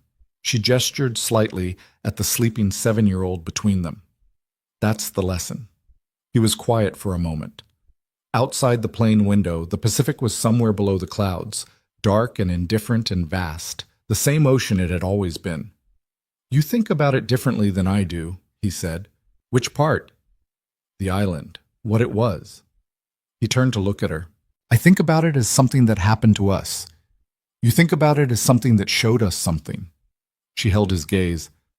Aren't those the same thing? No, he said. One you survive, the other you use. She looked at him for a long moment. Both, she said. It was both. He nodded. She reached across Sophie's sleeping form and found his hand. He held on. 6. The island looked smaller than memory had made it. That was the first thing, the way the mind inflated places where significant things had happened, and then reality arrived and showed you the actual dimensions. The beach was maybe 150 meters of visible coastline before it curved. The tree line was close. The whole of it was compact, survivable in a way that was obvious now, standing outside it, that had not been obvious from the inside of it. Siona anchored the charter in a sheltered cove and brought them ashore in a small inflatable. Sophie jumped out before it reached the sand, wading in knee-deep, her sketchbook held over her head to keep it dry, looking around with the open-faced attention she gave to new places. Logan stepped onto the beach. He'd expected something, some strong returning feeling, the body's archive, releasing something overwhelming. What he felt instead was quieter than that. Recognition, mostly. The specific recognition of a place you knew with your body rather than your mind, the angle of the light, the particular smell of the tree line, the sound the waves made against this specific stretch of sand that was different from the sound they made everywhere else because the reef profile was different here, and he'd spent 17 days learning that sound until it was as familiar as his own breathing. Ava stepped onto the beach beside him. She didn't say anything. He started walking. Not toward the old camp immediately. He let himself feel the geography first, moving along the beach in the direction he'd walked 100 times on his daily perimeter checks. Sophie fell into step beside him, then drifted ahead, drawn by the tree line and the rock formations at the south end. Ava walked at his pace. The stream's still up here, he said, when they reached the tree line access point. The bark score marks he'd made with the pocket knife were still visible on the tree trunks, faded but legible. Shallow cuts that the wood had grown around at the edges, the tree incorporating the damage into itself, which was what trees did. You marked the trees, Ava said, touching one of the scores. Didn't want to get turned around. You never got turned around? I almost did. Day 3, before I had the route memorized, I came back out of the canopy 50 meters north of where I went in. He looked at the score marks. After that, I marked everything. She looked at the marks for a moment. I never knew that, she said, that you almost got lost. You knew most things. Apparently not everything. They stood there for a moment, the tree line doing its work around them. The same birds, or the same kinds of birds, the same quality of shade and sound and green weight. I want to find the camp, she said. They found it in 20 minutes. The shelter was gone. Whatever hadn't collapsed in the storms had finished going down in the intervening year, the organic material returning to the forest floor with the matter-of-fact efficiency of the tropics. The platform stakes were still visible, hardwood, driven deep enough to resist decomposition. The signal fire site on the beach was just beach now, no trace. The section of fuselage they'd used as a water container was still there, half buried in sand, oxidizing slowly into the coastal chemistry. Sophie found the water container first. She crouched beside it, not touching it, just looking. "This is it," she said. "The one from the plane." "That's it," Logan said. She looked at it for a moment, then she opened her sketchbook.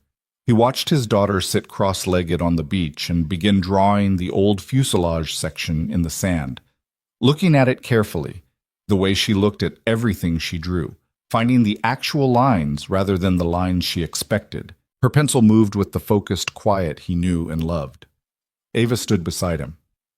"She's drawing it," Ava said. "Yeah." "Why?" "Because she wants to," he said. "Because it's real, and she wants to make it permanent." Ava looked at Sophie, drawing for a moment. Something moved through her face. The complicated kind of emotion that didn't have a single clean name, that was built from several things at once, gratitude and grief, and the particular tenderness that came from watching a child treat the world with more seriousness than the world usually asked of them. "I need to tell you something," Ava said. He looked at her. "I've been talking to my board about restructuring," she said. "Not a sale, a different management structure, Sekwun, bringing in a CEO-level operator to run day-to-day so that I move into a chairman role.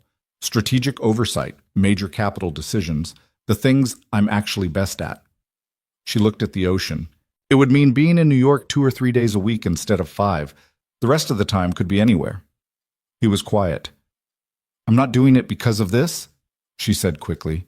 "I'm doing it because it's the right structure for where the company is, and because the person I have in mind is better at the operational side than I've been for the last 2 years, and because I've been holding on to the day-to-day control because I didn't have anything I'd rather be doing instead."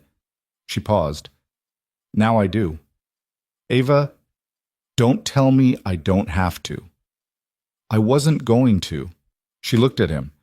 "I was going to say that's a significant decision," he said, "and I want to make sure you've made it for the right reasons." "I just told you the right reasons." "I know. I'm telling you I heard them." He looked at her. "All of them." She held his gaze. The beach around them was doing its quiet, persistent work.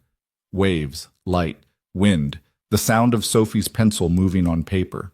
"I've been running toward things my whole life," she said. "Outrunning the waitressing shifts, outrunning the $11,000, outrunning the thing my father made me feel I had to earn." She turned slightly. "I crashed into the Pacific and you pulled me out of the water and I had 17 days with nothing to run toward, and I found out that I was—" She stopped. "What?" "Okay," she said. "I was okay. Without the running. Underneath it, I was just a person, like anyone else." She looked at her hands. That was the first surprise. The second one was that I didn't want to lose it when we got off the island. The okayness of it. The being present for what's actually in front of you. She looked at him. "You're in front of me. Sophie's in front of me. The company is a structure instead of an identity. That's in front of me. I'm choosing to look at what's actually there."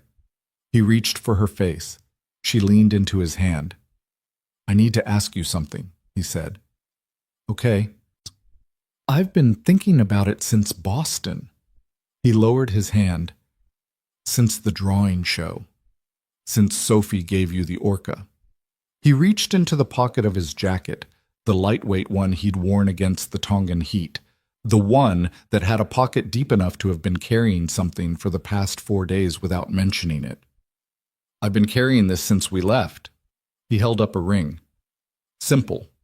White gold, a single inset stone, not large, the kind of thing that had been chosen for its clarity rather than its size. He'd had it made by a jeweler in Cambridge who did custom work based on a description of old maps, one of the Age of Exploration ones, with the coastline slightly wrong, beautiful precisely because of what they didn't know yet. The stone was set in a bezel that echoed the lines of an old cartouche. Ava went very still. I know the timing is, he started. Logan. I know we've been doing this less than a year in any formal Logan. And I know your life is in New York and mine is in Boston, and there are 1,000 logistical Logan. Her voice was steady. Stop managing the ask. He stopped. She looked at the ring, then at him. I found a map once, she said slowly, from 1587 that showed California as an island. Her voice was doing something he'd only heard a few times. The stripped bare version, nothing between the feeling and the words. The cartographer drew what he understood at the time and called it true. He didn't know he was wrong. He was working from everything he had. She looked at the ring again. I've had maps of myself that were wrong like that. Places I marked as solid that weren't. Coastlines I drew with confidence that didn't match the territory. She looked up. You are the first person who ever asked me to look at the actual terrain instead of my map of it. He held the ring. Ask me, she said. Ava Whitmore, he said. Will you marry me? Sophie, who had apparently been listening for at least the last 30 seconds with her sketchbook lowered and her pencil still, said from approximately 10 feet away, She's going to say yes. Ava laughed. The real one, the surprised one, the one that changed everything. Then she looked at Logan. She's right, Ava said. He put the ring on her finger. It fit.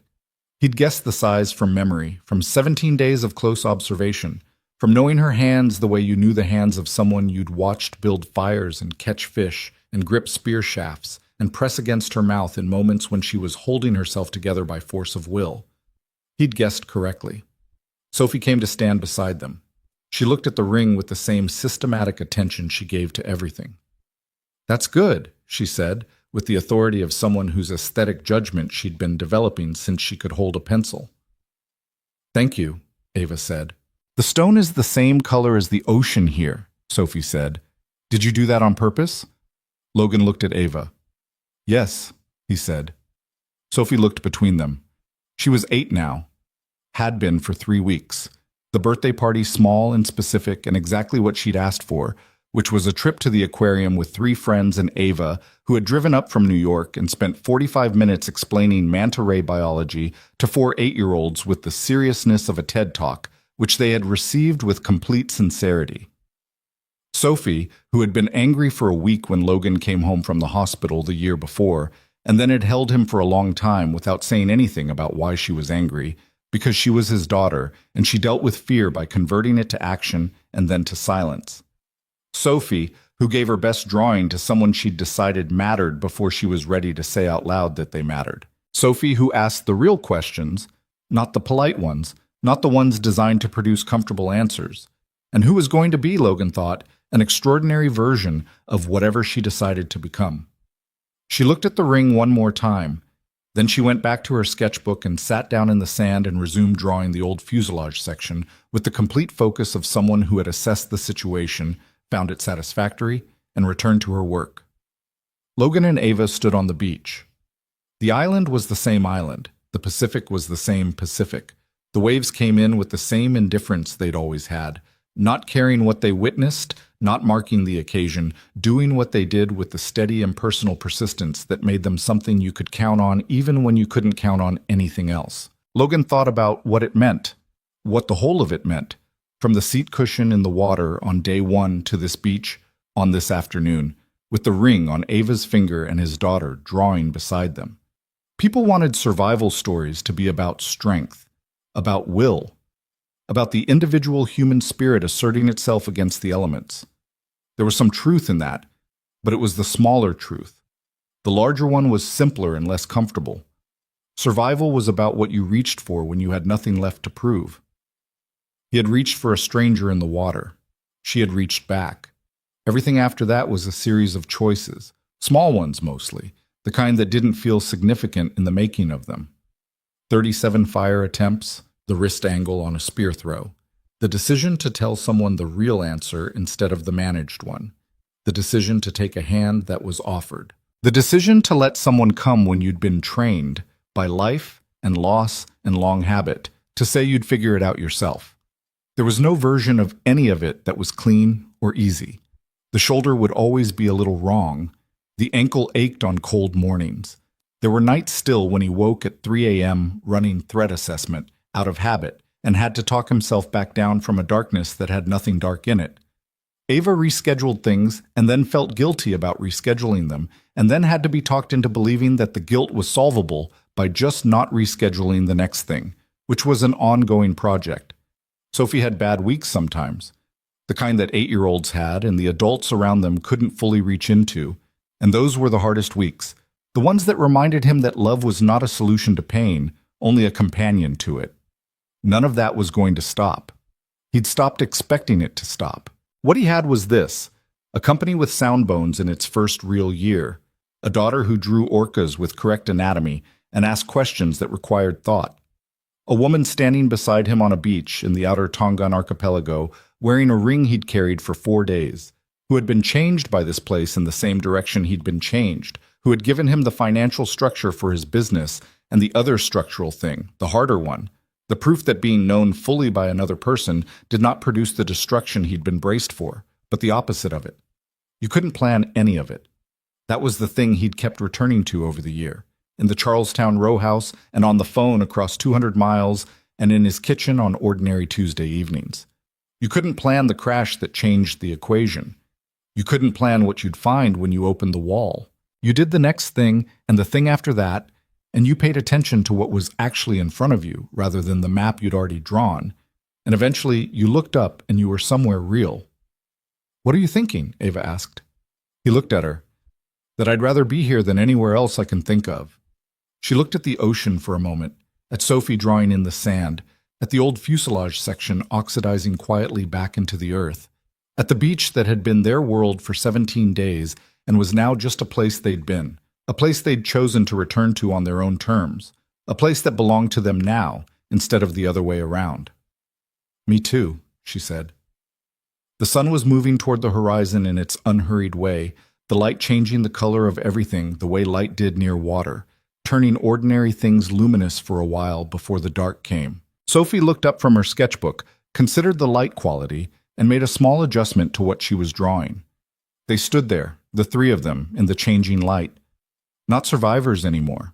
Not people defined by what had almost taken them. Just a family. Imperfect in the specific ways that all real families were imperfect. Assembled from loss and chance and a series of small choices that had added up to something neither of them had been looking for and both of them had needed. The ocean kept coming. It always did. That was the thing about the ocean. It didn't care about your plans or your fear or the careful maps you'd drawn of your own life. It just kept moving, and you could drown in it, or you could learn to read it. And if you were very lucky, and if you paid attention, you might find that the thing that almost killed you was also the thing that finally, completely, brought you home.